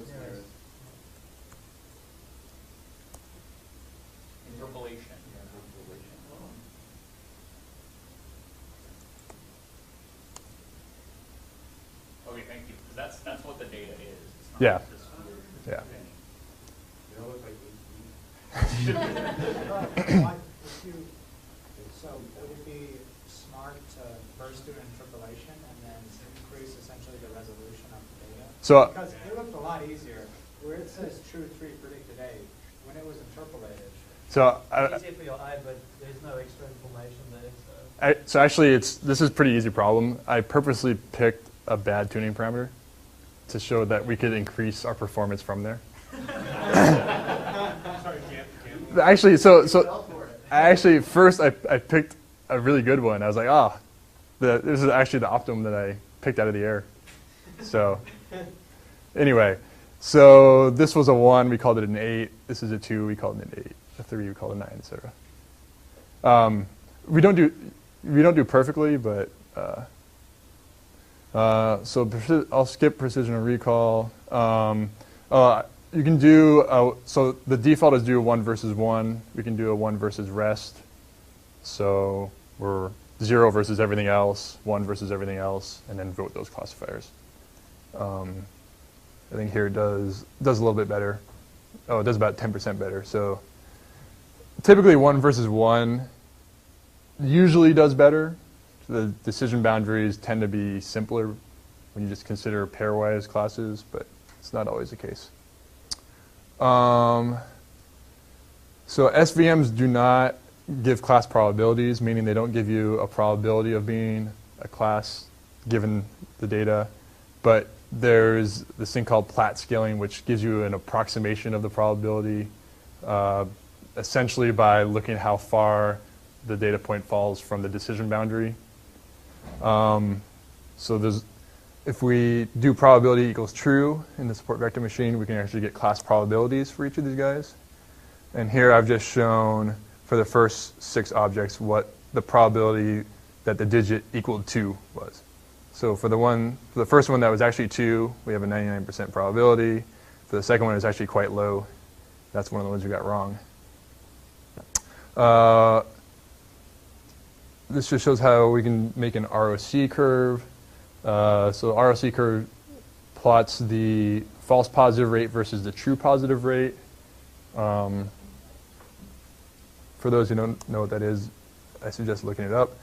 A perfect classifier would be up here, and you see there's a trade-off here. As we change the probability threshold, we trade the true positives for rate for the false positive rate. So we trade a higher true positive rate for a lower false positive rate. Okay, so I just wanted to show tuning the classifier. So like I said, I just arbitrarily chose this value of the tuning parameter with a radial basis function kernel. But what we really want to do is optimize over, say, a grid of parameters. So it's done quite easily in this grid search. And we can use, here I've used 2 cores with a 5-fold cross validation. And my metric is the 0-1 score. So I'm trying to maximize the 0-1 score with respect to all these parameters. So I can do that. So my best cross-validated 0-1 score is 0.986. So in the training set, the cross-validation error rate is 1.4%. And this is the optimal model. Gamma was 0.001, radial basis function kernel. And yeah, I could do the same with random forest, but this actually takes a while. So it's very similar. How much time do I have? Okay. Yeah. Yeah, so yeah. So it's The doc string should tell you, right? yes. It should. Does it? I'm sure it does. I'm sure it says something. Let's see. So it's doing a kernel SVM. And so in regular SVM, you just look for separating hyperplanes. Where's my cursor here? how do I expand this thing? You can just scroll down. So, where's gamma? Kernel coefficient.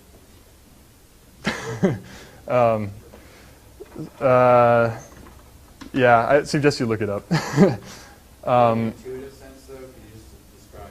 Yeah, so it's basically doing inner products between kernels, and so it takes a specific form of this kernel, and you can think of it as kind of like a distance operator in a sense, and that tuning parameter, I think it's dividing by that. So things that are, it's essentially projecting your data into a higher dimensional parameter space and looking for linear boundaries in that space, and the space that it projects it to is based on this tuning parameter. So it's kind of like how complicated is that higher dimensional space. And how does it go with gamma getting larger or smaller? I think as it gets smaller, it gets kind of bumpier, so it gets more complex. Usually with SVMs, I find if gamma gets too small, it just goes crazy, and if it's too large, it's kind of over smooths it a little too much. There's a bias variance thing going on. Anyone else can chime in too if they know support vector machines better. Okay. Just a couple other things I wanted to, let me see our guy again. So there's lots of other functionality within the scikits learn. There's lots of unsupervised learning methods. So unsupervised learning is you have a bunch of data, you don't necessarily, and you don't know the response. So there's no kind of response variable that you're interested in, like a class. There might be underlying, but you don't have that information. So we saw clustering last week with k-means and hierarchical clustering. So here we're trying to detect natural clusters in our data. So Learn also has mixture models, something called affinity propagation, spectral clustering, which is kind of related idea where you have high dimensional data and low dimensional structure that you're trying to simultaneously learn the lower dimensional structure and the clustering structure within that data. And there's lots of, so evaluating clustering is often difficult. You can kind of look at it and say, oh, that looks reasonable. But there's quite a few evaluation metrics in the literature, and they've actually adopted a lot of those. So you can kind of compare the output of k-means using 5 and 6 clusters and see rigorously whether one is better than the other. There's a lot of manifold learning. So this is where we have high dimensional data set, and we're trying to find lower dimensional nonlinear structure. And there's quite a few methods out there, and there's like maybe 5 or 6 that are implemented in Learn. Matrix factorization, so PCA. So PCA is kind of a linear dimensionality reduction technique. They have kernel PCA, which is a nonlinear version. PCA, sparse PCA, independent components analysis, non-negative matrix factorization, dictionary learning. These are all things that are useful for finding correlation structure in high dimensions. We can also do outlier detection. There's something called the elliptic envelope, which assumes that you have Gaussian data, and it looks for deviations from that. The one-class support vector machine is a pretty popular technique where you assume that everything comes from one class. So you try to draw a separating hyperplane around the things that you know are not outliers, and anything that pops away from that is presumably an outlier. And then covariance estimation, usually in high dimensions. It's missing a few things. These are things that I think are pretty important that aren't in Learn. So Learn can do a lot. It can't yet do everything, but it seems like at least from version 9 to version 10, they've added a lot. So I would be very surprised if they weren't considering adding a lot of these things that are not currently there. Some of them are in other That's true. packages. That's true. But for the amount of things that Learn does implement, it seems like it's not too much of a stretch for them to do it. There's a lot of good stuff here. Yeah. So I guess we have time to either do a breakout or I can show you some more stuff on manifold learning. I don't know if there's a preference. Maybe a breakout would be useful Breakout. so people can Yeah. start playing with this Sure. and then they can look at the notebook. Yeah. Yeah, so the notebook is posted online already. Okay, so the breakout is the iris data. So I want you to choose your favorite classification model. So first of all, like I said, it's in the datasets module. It's one of the preloaded data, so you can just fire it up, split it into a training and testing set just using these commands, and then choose your favorite classification model, find the parameters that maximize the threefold cross-validation 0-1 score over the training set, and then apply this to predict the class of each object in the held out set. And I want to see what's your best, so what's your maximal threefold cross-validation score, and then what's your 0-1 score on the testing set using that model. And the best I was able to do was one mistake on the testing set. That was a Lhir. Exactly. I wasn't able to get a scalar version 1.2. Okay. So, what was it? Easy. So, 0.11 is available on GitHub, which is what I did. I had trouble with easy install on GitHub as well for getting into Scikits-learn.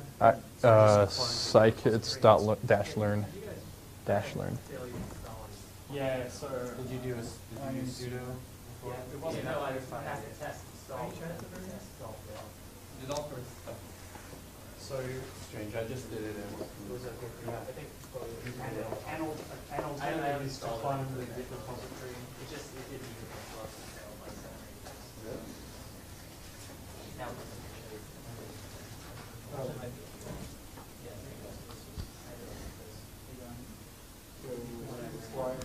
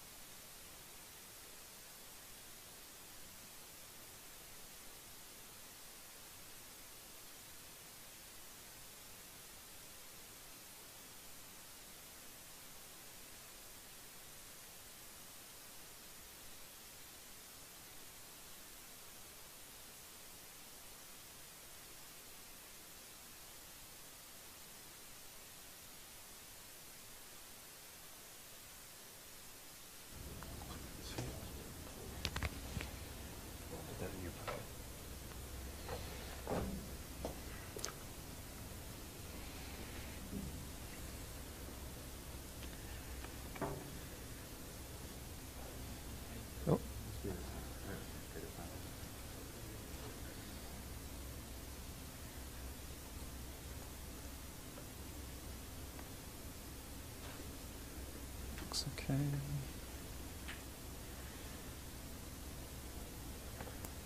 Okay, so we're going to finish up with a very brief overview of the stats model package, which is also within scikits. So Josh sent around an email earlier with some installation instructions. So I presume most of you will have installed the package by now. If not, you can pull it from GitHub in your own time or install it using easy install. If you have it installed, the import command is shown there. It does have one difference to the import command has one difference to other commands in that stats models explicitly has an API that you call. That's just a consolidated interface for all the different modules in stats models. So instead of import scikits.statsmodels, you should import that .api as SM. Okay, so this these slides are just a brief introduction to what stats models is and how it can be used, and then I have a notebook as well, which many of you will have downloaded, that contains examples. So stats models is aimed at statistical modeling and computation with NumPy and SciPy, as many of the other scikits packages are, but it has a focus on econometric modeling and linear models particularly. And as a result of that, it has, to my eye, quite a frequentist flavor rather than a Bayesian flavor. So there is another package, which I won't talk about today, called PyMC, that I think we might talk about a little later on, that does much more Bayesian likelihood analysis. But for many kinds of tasks in which one wants to use linear models, then stats models is a very good package to use. So as with SciPy and most scikits packages, stats models is built on NumPy arrays, so virtually everything you use will be a NumPy array, or data types from within pandas. Pandas has only been mentioned once or twice so far. It's another package that you can download that provides very versatile and full-featured data structures. So it's something that is still being developed and is becoming much more common. So within the time series analysis part of stats models, the pandas time series data structure is available for use at the moment. So stats models is available through all the usual sources. Importantly, and not trivially, it's already compatible with Python 3, and stats models is almost entirely pure Python with a couple of Cython wrappings. Okay, so resources. The scikits homepage, this second point in documentation is pretty good, so it's very useful for learning about how to use stats models. The repositories, and then also these slides are very useful if you're wanting to see what you can do with stats models. These two presentations from the SciPy conference in 2010 and 2011 are very useful. So Skipper Siebold, who's the author of the 2010 presentation, he's one of the principal authors of stats models. And Wes McKinney, who is the 2011 presenter, is the author of Pandas, the data structure module that I talked about. And so both of these people are active developers for this software and for many important data software and analysis tools in Python. So they're very well worth reading, those slides. Okay, so as with scikits.learn, stats models has some inbuilt data sets. So if you've imported the stats models API as SM, for instance, then sm.datasets.tab will show you the list of data sets that are available. Here is one. This is the data set from the vote in Scotland in 1997 to devolve tax powers from Westminster to the Scottish Parliament. So you can explore that data set as you see fit. I read that the data files that it loads do contain the names of the Scottish councils, but when you load it in this way, you don't get the names of the Scottish councils, unfortunately. So if you want to hear some exotic Scottish names, you should investigate that data set further. Okay, so more seriously, these data sets, and I think this is true of stats models generally, the X and Y, the dependent and independent variables are cast as either endogenous or exogenous. So these terms reflect the background of the developer of stats models, which is in econometrics and macroeconomics. So these are not words I commonly encounter in my research, but I hear dependent and independent variables. And that's more or less what you're doing. You have the thing that is underlying the model, and then you have the things you're trying to fit, or things that bear on the variations that you observe in your data. Okay, so as I mentioned, with the time series analysis part of stats models, Panda's time series structure is available for use. And yes, ultimately, stats models is targeted at, in the words of its creator, statistical, financial, econometric, and econometric models. I copied and pasted that from someone else's slides, so that's not a typo on my part. Yes, so those that's the flavour that stats models has, but nevertheless, the tools that it provides are very full-featured and very applicable in a variety of contexts. So let's get on to actually talking about those tools. The most fundamental thing that stats models does is provide a number of regression routines that allow you to fit to data under a number of circumstances. So the basic regression idea that stats models implements is least squares routines, and it provides ordinary least squares, weighted least squares, and generalized least squares. So ordinary least squares is where you have a set of data, and the variance properties of those data, they're independent, and that variance structure is not changing with time. Weighted least squares allows for the covariance matrix between the data to be non-identical, to be non-diagonal. Sorry, it allows the diagonal of the covariance matrix to vary, and then generalized least squares allows for providing a full covariance matrix between your data. So I will switch to the notebook now to actually give an example of what I mean. Oop, wrong way. Here we go. So is this loaded? Oh. There we go. Okay. So we import NumPy and, well, it's probably already imported, and stats models. Hopefully that will work. Very good. Okay. So this is a very simple example. I am going to generate data that obey this function, so it's a quadratic function with noise added on, and then we're going to regress the values of the coefficients using ordinary least squares and then with weighted least squares. So we generate 100 data points for the x-axis, and so then this builds our model, and it's worth appreciating exactly what the input model to stats model should look like. So let's unpack this line.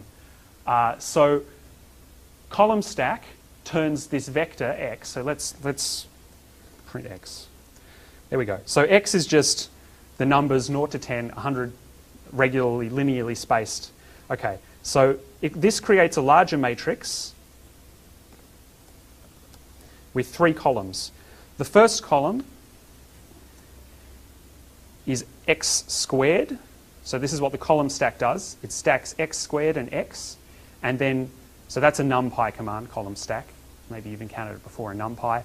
And then this second is, in stats models, add constant. And it creates an extra column here on the end. So it's not prepended, it's post-pended, of constant values. Okay, so why are we doing this? So here's the structure of x. You've got x squared in one column, x in another column, and a constant value in a third column.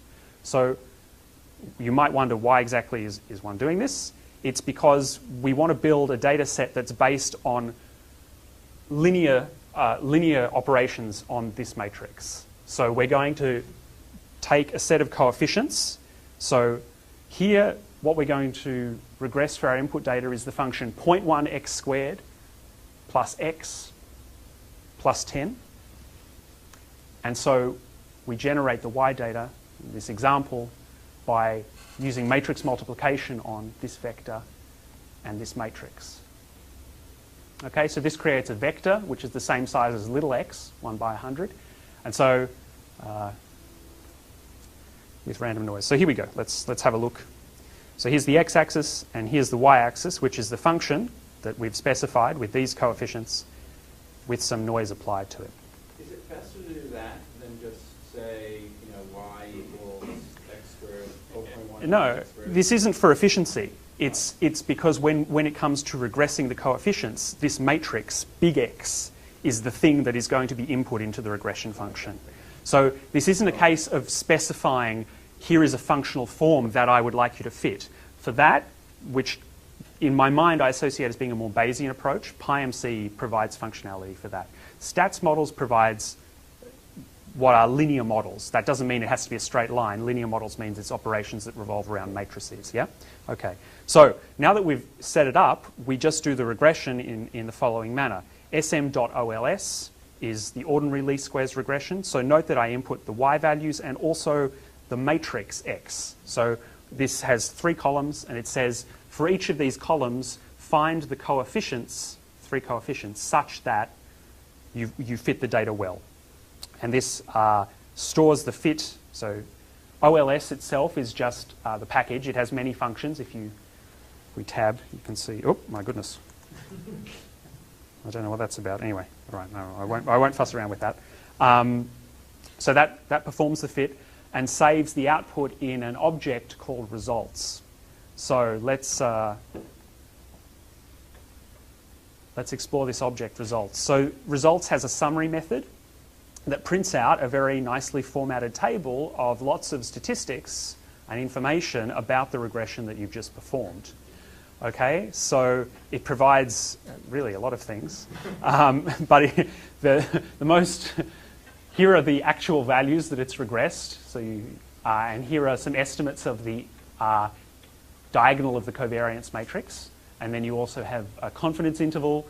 It gives an F statistic for the model itself. It gives a log likelihood, and it provides information criteria. So there are many, and my goodness, I'm not even sure what these things are. So. But if you are working in a field where this sort of analysis is commonly sort of the common thing that you would do in the course of your work, so econometrics is an example of this, then it's extremely nice to be able to have the regression put out in that format. So anyway, let's actually see if it's any good. So yes, it is. You can see the input data, and then you can see the fitted values, which are stored in results.fitted values. So results has quite a lot in it. Here are the parameters, the best fit parameters, and here's the actual covariance matrix for those parameters. So it's 3 by 3. So this gives a full list of all the things that results has in it. So you can recall results dot, that's a misspelling. Archaike is information criteria, the Bayes information criteria. So everything you saw summarized in that table and more is available here. The parameters, the fitted values, the residuals. Often you might want to fit an ordinary least squares to a model as a starting point and then examine the residuals to see if you need to use a more complicated model. Okay.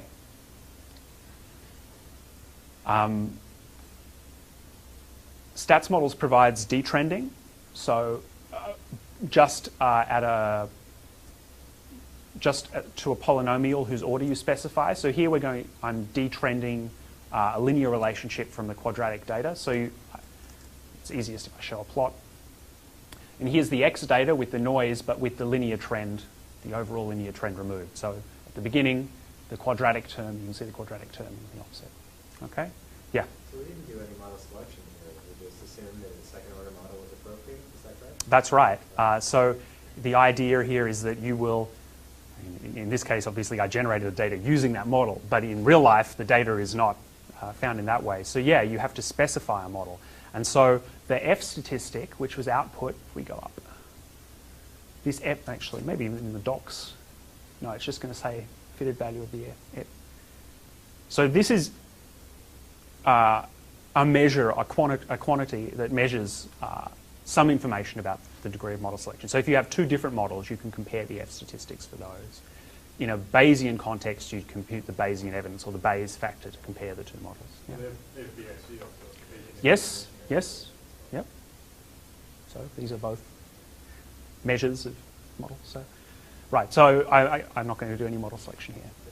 Okay, so this is a small extension of ordinary least squares to weighted least squares. I'm going to apply weights. So I'm going to change how the noise varies. Same input data, same functions, same coefficients, but I've modified the noise now. So then it starts out noisy at the beginning, And then as time goes on, maybe postdocs are taking over the measurement and the measurement gets better and better or something like that. And so you can do the same thing again with OLS, which in this case is not the optimal fitting routine because the noise properties are varying and OLS assumes that that isn't the case. However, if you have a model for the weights, which in this case I've specified in advance, so it's very easy, you can perform weighted least squares using WLS, which has the same call as before, but you also additionally specify the weights now. So we perform the same fit, and those are the best fitting parameters, and more to the point, let's actually look. And so you can see there's a difference between the two. So the argument here is that the red line, which is the weighted least squares result, is a better representation of the data, though. According, I don't know, you be the judge. I think it's probably right. It's because these high points right at the end here, which have very small variances, are dominating the fit. So the weighted least squares is sparing every expense to make sure that it goes through the final few data points, whereas the ordinary least squares is missing by a bit. That's plots of residuals, it's not very interesting. Okay, so I was going to switch back to the slides now. Does anyone have any questions at this point about regression? Any comments? That was a good comment from before, so more like that is certainly very welcome. No, okay. So let's talk a little bit about time series analysis and regression. So yeah, time series analysis is very full-featured. The sm.tsa module provides a number of very fundamental rudimentary time series analysis methods, such as auto and cross correlation and covariance as those 4 functions. It generates a periodogram for regularly spaced data using that. It's just a periodogram. Yeah, many of the basic routines like autocorrelation and autocovariance are already available through NumPy and SciPy. So the power of stats models is not in providing those routines. Rather, it lies in the estimation methods that you can use on time series data. And so the example I'm going to talk about now is one of these. So the things that are available are univariate and vector autoregressive processes and also autoregressive moving average processes. So we're going to switch to a discussion in the notebook now about those. So anyway, let's. This is just an example of the rudimentary time series analysis first. So I found some EEG data on the internet. I downloaded it. You can do the same thing. So here we go. This actually shows what it is. So this is bunch of EEG data. I have 32 channels. I've just selected one channel. It has 30,000 points, so it's very dense.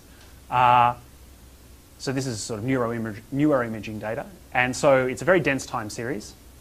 And so you can take its autocorrelation and plot it. There we go. So you can see the autocorrelation has some structure in it. And similarly, one can plot the autocovariance.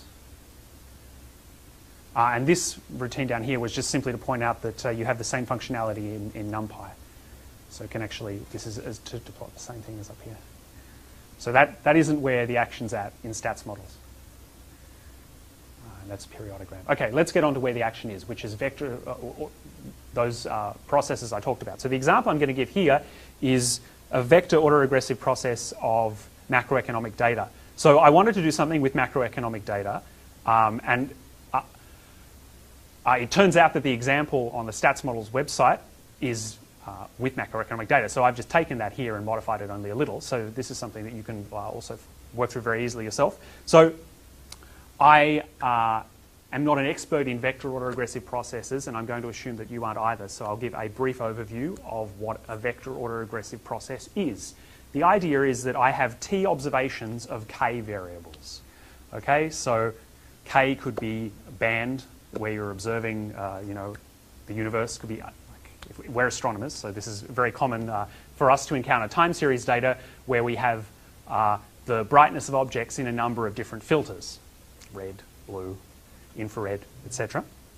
Okay, and so a vector autoregressive process says I want to describe the relationship in my data based on the idea that, because the x-axis is time, that what has come before should be determining what is coming after.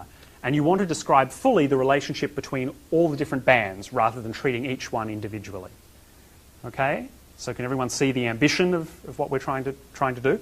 And so the way we do that in a linear framework is to construct, so we say, the vector y for each of the variables we're modeling at time t is going to be a sum of a matrix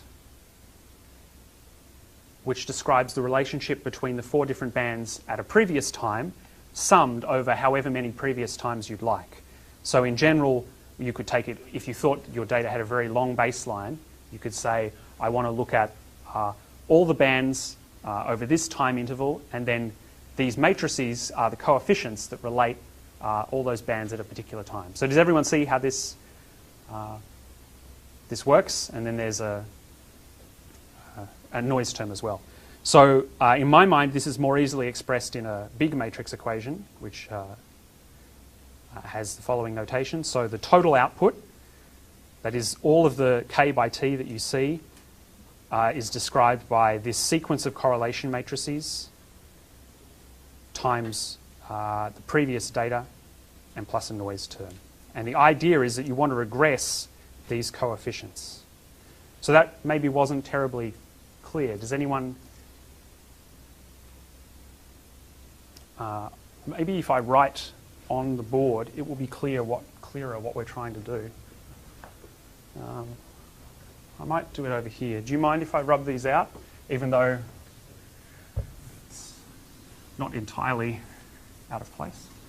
So the idea is I have a vector of data at time t.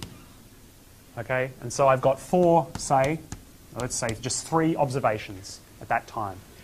And I want to describe how these data can be inferred from observations at all previous times. So let's imagine I take the 3 values at the previous interval.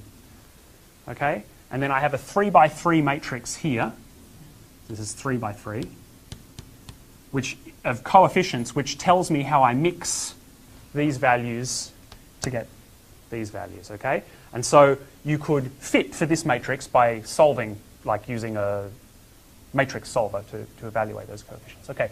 But of course, in practice, there's more than just the immediately previous step. If you have a Markov process, this is a very good description, but in general, in physical processes, you have to go further back. So the idea is that instead of just taking the previous one, I have another matrix now for the previous time. So let's call this A t minus 1, and now this is going to be A t minus 2, and here's the vector of data at t minus 2. Okay? And then the idea is that I sum up those contributions from however many previous matrices. Okay? And so that's all this equation is. It's saying you take, what you're saying is that you want your final data to be described in terms of all the previous data that you have and some coefficients which you don't know. And the whole point of a vector autoregressive process is to regress these coefficients. Okay, I think we got there. Okay, so let's actually do this. So we can load some macroeconomic data. Let's have a look at it. So the top is GDP. So this is gross domestic product for the entire United States in the quarters from, I think, about 1951 to 2005, maybe. And this is expressed in billions of US dollars, 2005 US dollars. So, as you can see, that's up is positive, trend is good. Well, if you, yeah. In the capitalist model of society, then up is a good thing. Okay, so, and the other 2 variables here are, oh man, I forgot what the other 2 are. This is why I had this tab open.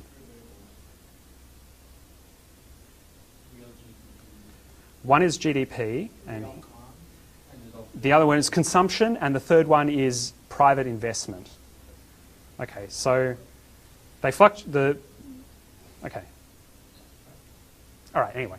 for the purpose of demonstrating autoregressive processes, we have 3 values. So, yeah. Are there nice time series plotting routines? Within stats models? Yeah, or So yes, but they're not documented.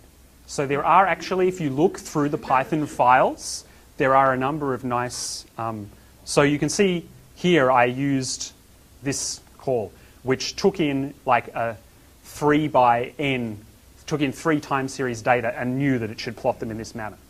So what happened here was that the author thought, oh, that's a useful thing, I'll write a script to do that, and then saved that script, and there it is, okay? But I'm referring to there's no time on the. Oh, right, yeah.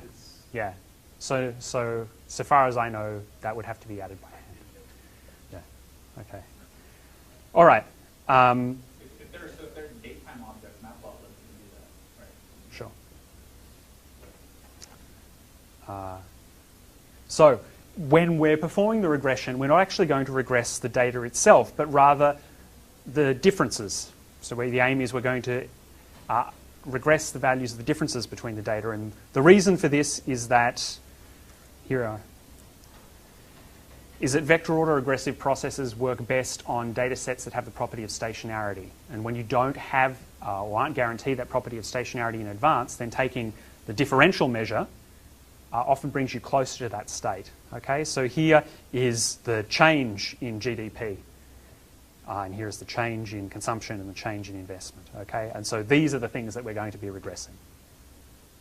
Okay, so now that one has understood the data, stats models makes it very straightforward to do the fitting and construct the model. So we do that. And then here I've just, as an example of how it works, done forecasting with the autoregressive fit.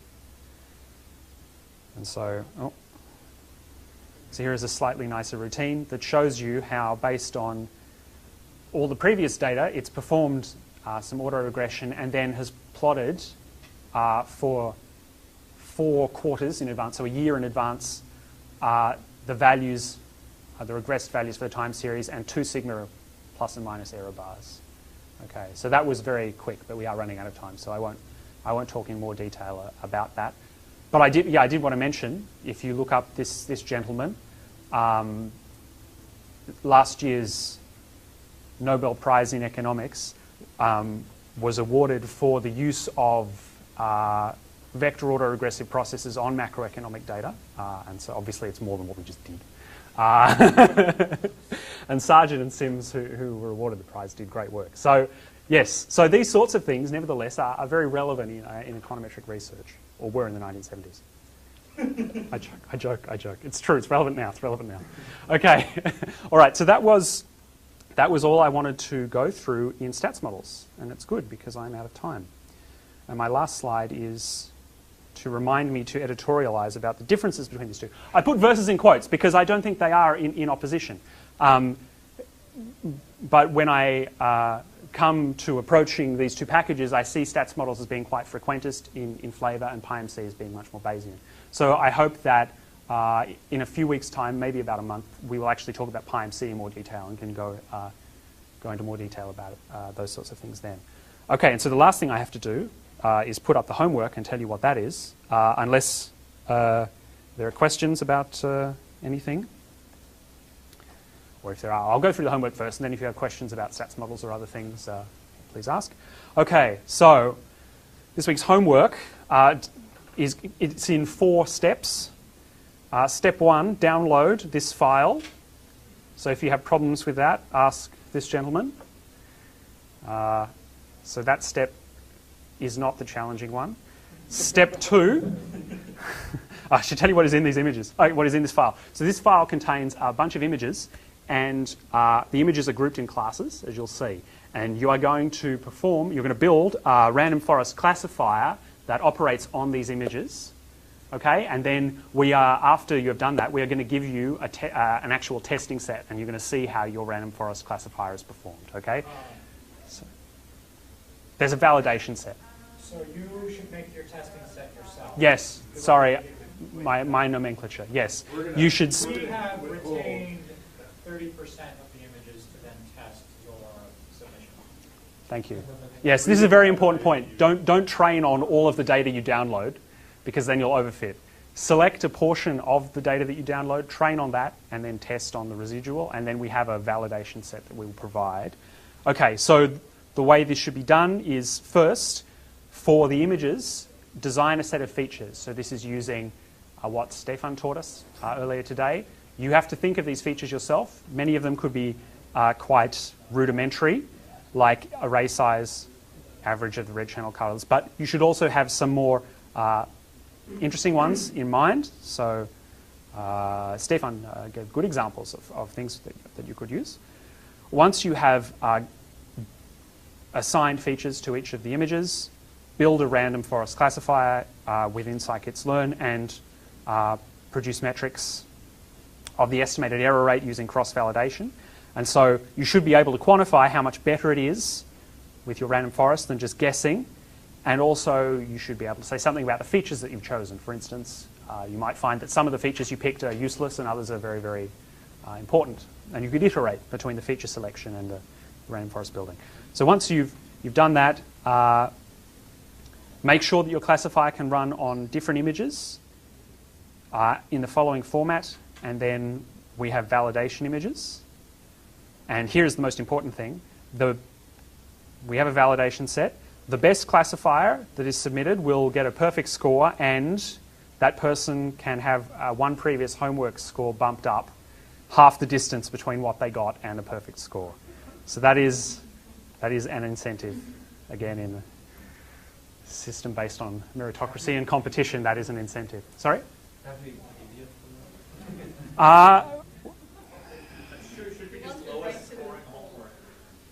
Yeah.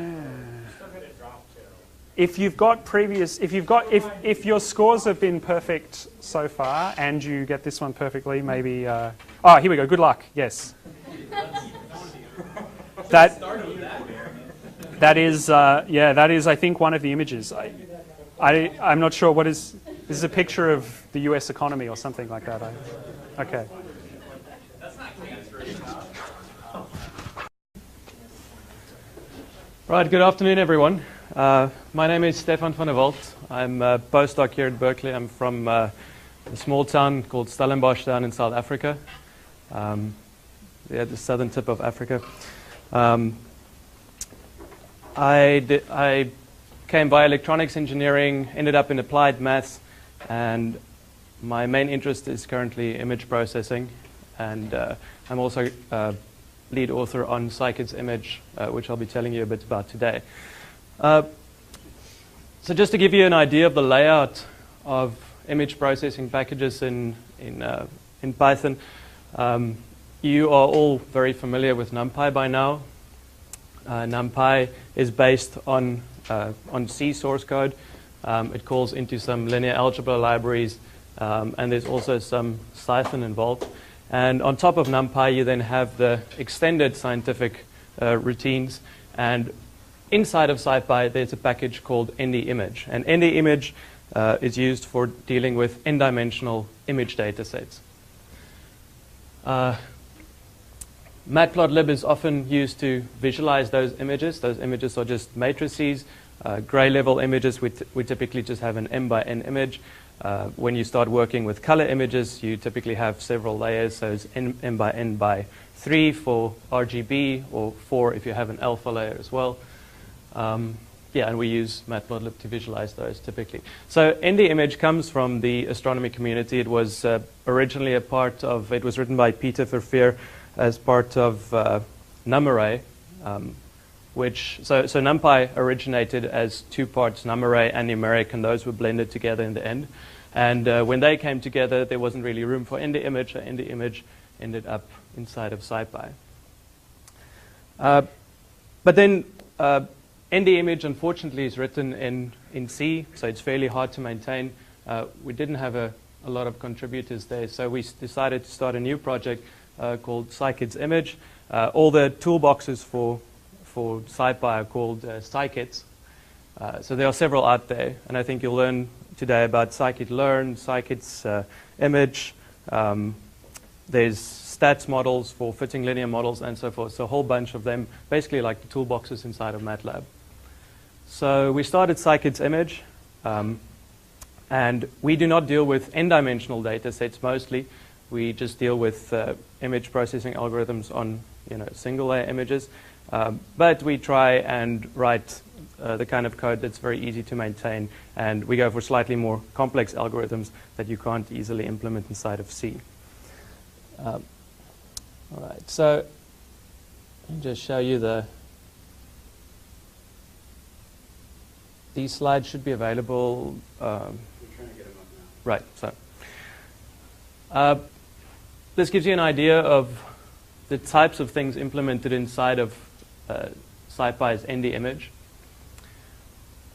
You've got things like convolution when you want to blur an image or sharpen an image, correlations when you want to fit a mask, locate an object inside an image, Gaussian filters for blurring again, sharpening.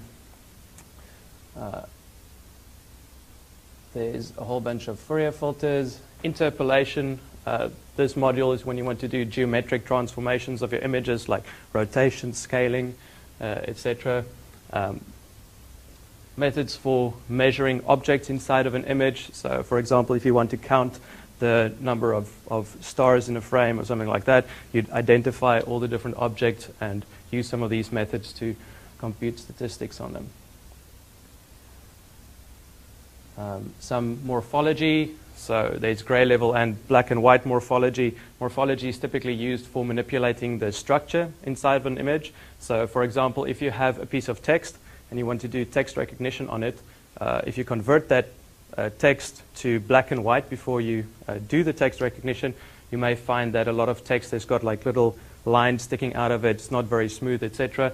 Then you typically use morphology operations. It's a group operations. They will do something like say, hey, let's look at this group of pixels, color back. But the human brain has got a very different way of seeing the world. We don't see the world in terms of red, green, and blue. Our senses are red, green, and blue. But if we talk about perception, what do you see? You see, if you have to describe the color of his jersey, you might say, well, it's orangey or red. It's kind of not very bright. You would use terms like that. And that is pretty much what the HSV color space tries to embody. So HSV stands for hue, saturation, and value. So hue is the color. So that would be like red or blue or green. Saturation is how full is that color? Is it like gray or is it like a bright, bright red, for example? And then the value is just like the intensity. Is it dark or is it very bright? So often we convert images into that color space, and then we can manipulate them in a way that's much more natural for human beings. But yeah, we typically, unless you've got a vector approach, you have to convert the image to a single layer and process it. Are there any other questions about the example or anything you've seen so far? Okay. All right, so that was just a brief tour of ND image. And now I'll proceed to tell you a little bit about scikit image, the project that we're currently building. I'm not sure which version you guys have installed. 0.4 was the last release. A whole lot happened since the 0.4 release, so we're currently almost at the point where we're going to release 0.5. So some of these examples may not yet work on 0.4. All right, so let's go to...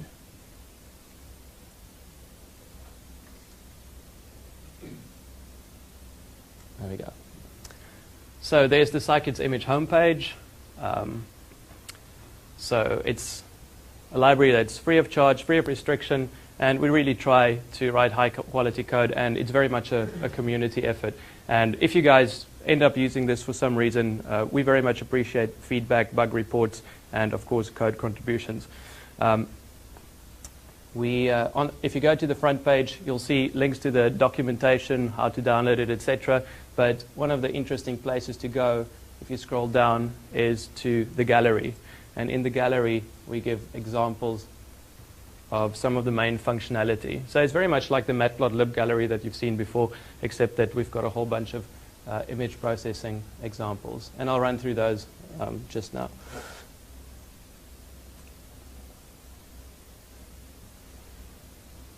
So the reason we started this project was because a lot of things that could be really easy were kind of hard using pure SciPy, Matplotlib, and so forth. You could like build the whole the whole pipeline, but you often had to go to more effort than you wanted to. So we wanted things to be really simple. So if you say, if you want to display an image or process an image, you'd start with from SK image, scikit image import IO, that's for displaying images, data, if you want to get hold of some test data sets. And in this example, I'm going to show the filter module, just to show you how these things string together. So you want to start off, grab some data set. So I say image is data.coins. Coins just an example data set we provide. Do some filtering operation, like get the Sobel filter and apply it to the image, and then display the image. And there's your result. So do you have an argument about using filter as one of your modules? Yeah, I saw it was highlighted. It's built in. Yeah, I mean you could do from SK image import filter as felt. Yeah. You just created an name yeah, I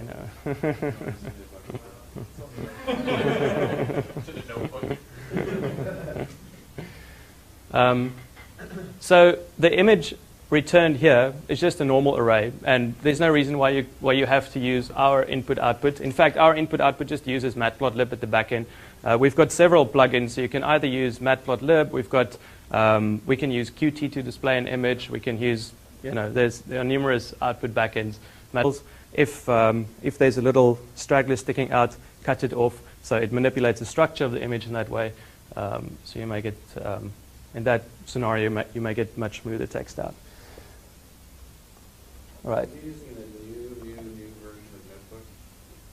I'm using the new version of Notebook, It's yeah. not backwards compatible with our other Notebook. Oh. I'll see. Okay. I'll get at least a PDF. All right. I myself have to do The Go ahead. We'll take okay, yeah.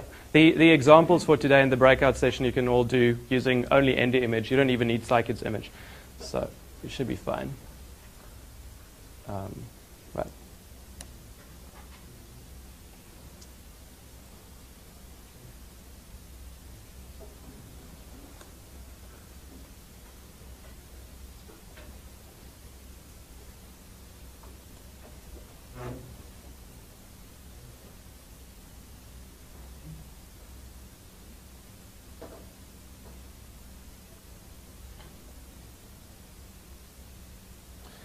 Right, so I thought I'd start you off by taking a typical image processing problem that you might run into in industry and show you how we'd use these tools to solve that problem. So the example here is one where you've got an image obtained by scanning element microscopy, and it shows a sample taken on glass. Here's the sample. There's some grains of sand on there. So you'll see different colors here. So the gray background is the glass itself, and then what are the different patches? So some bubbles, black, unmolten sand grays, those are the dark gray blobs. And we'd like to know which fraction of the sample is covered by each of these three phases: the molten ones, the sand grains, and the background. So so we're going to see how can we count that automatically using ND image. So first thing we need to do is to get the image into Python so we can manipulate it. So we're going to start by importing matplotlib, numpy, and then we're just going to read the image using matplotlib. There's a small little bug in matplotlib at the moment which flips some PNG images or some JPEG images upside down. So you do imread to get hold of the image, and then until they fix the bug, you just have to flip it upside down.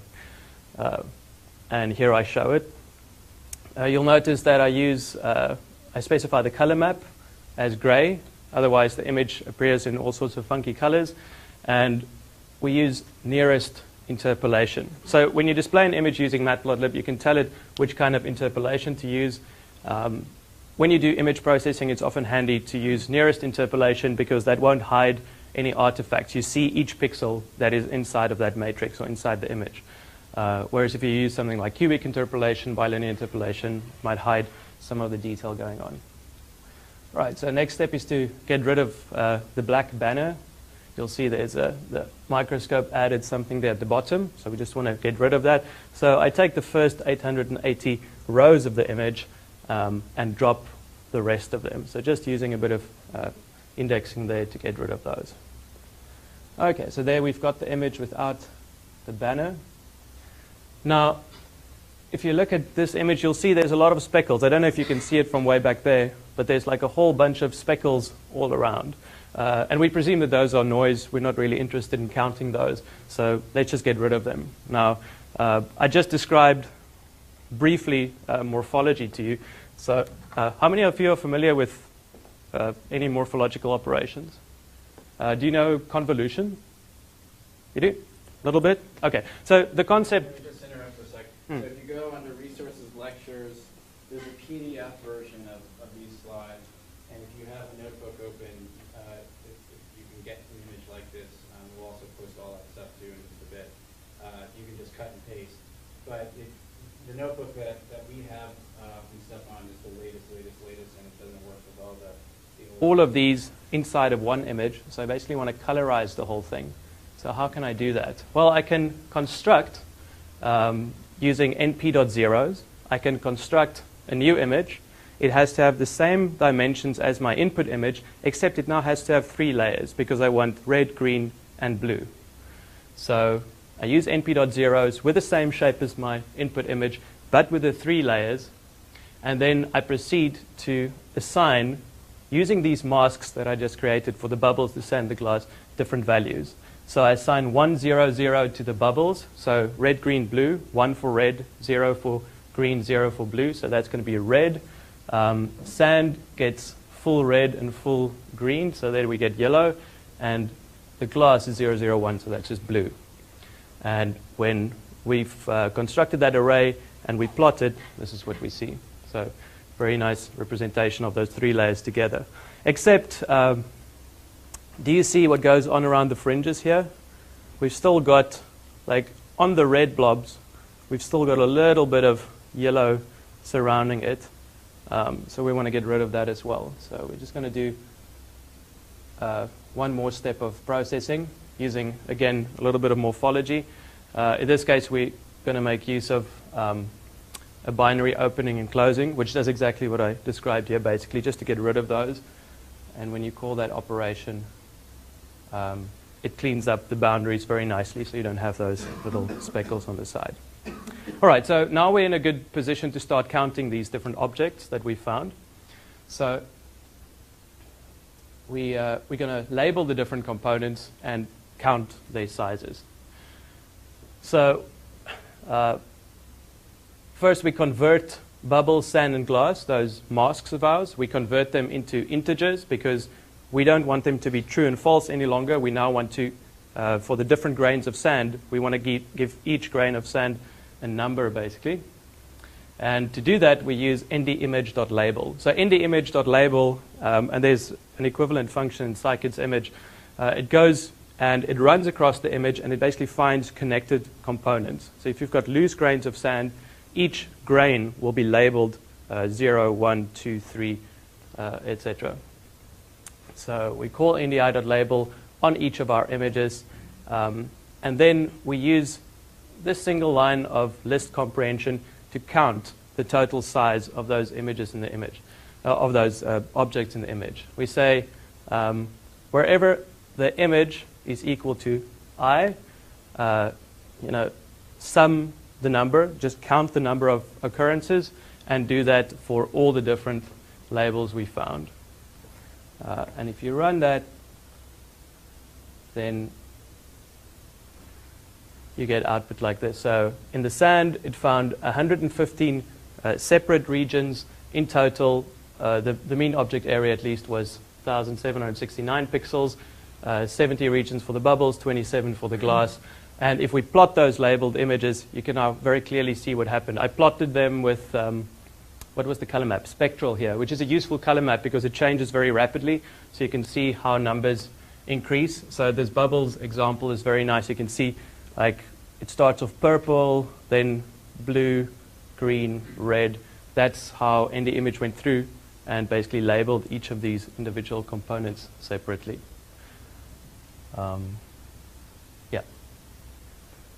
So this basically solves the problem, and that's a very typical image processing pipeline that you would see in industry. If you had an image that had multiple bands, would you just run this through each band, or like how would you combine it? Right. So the question is, if you have an image with different bands, how would you approach this? Most algorithms in image processing are just geared to one layer. So people typically convert down the image, or they move into a different color space. Are you familiar with the HSV color space at all? So normally we describe an image in terms of red, green, and blue components, like what you would on a TV screen. You know, you'd have like the old, I don't know how the modern TV screens work, but the old ones at least had like 3 elements, red, green, and blue, and depending on which ones you fire, you get a different color. Notebooks. So I'm going to try to convert it to an old notebook, and I'll put that up as soon as I have it. Thank you. All right, so you start off by defining what they call a structuring element. So in this case, we may choose to use a little star or a little cross, and you move this little cross over your image, and you say, unless this star is completely covered by a pixel, remove that pixel from the image. So you can see that in most parts of the image, that would be fine, except like when you end up in a place like this, where it's basically black with just a single pixel on the inside, it's going to throw it away because the whole of the cross isn't covered by color. And when you do that, so there's the code for that. We use ND Image's median filter. There are plenty of other ways to filter those out. And when you apply the median filter, you see that all the speckles have gone.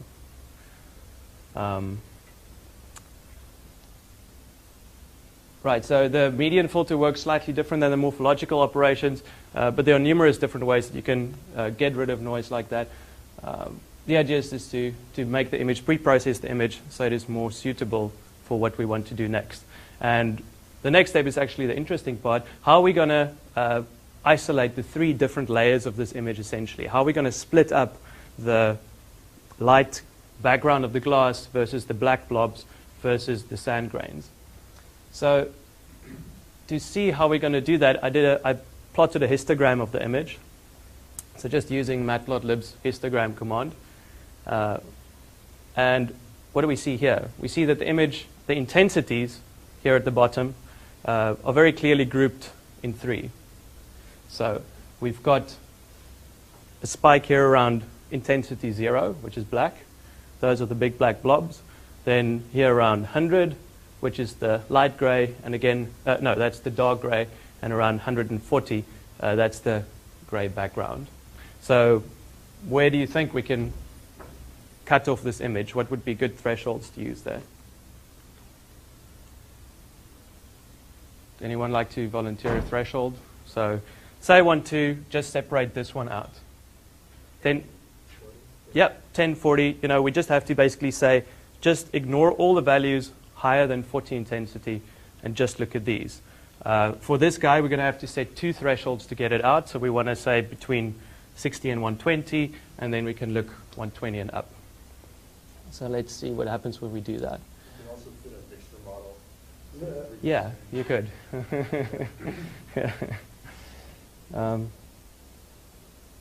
Right, so that's exactly what I did here. I said the bubbles, that part of the image is simply the median filtered image where it has intensity less than or equal to 50. Sand is between 50 and 120, and glass is greater than 120.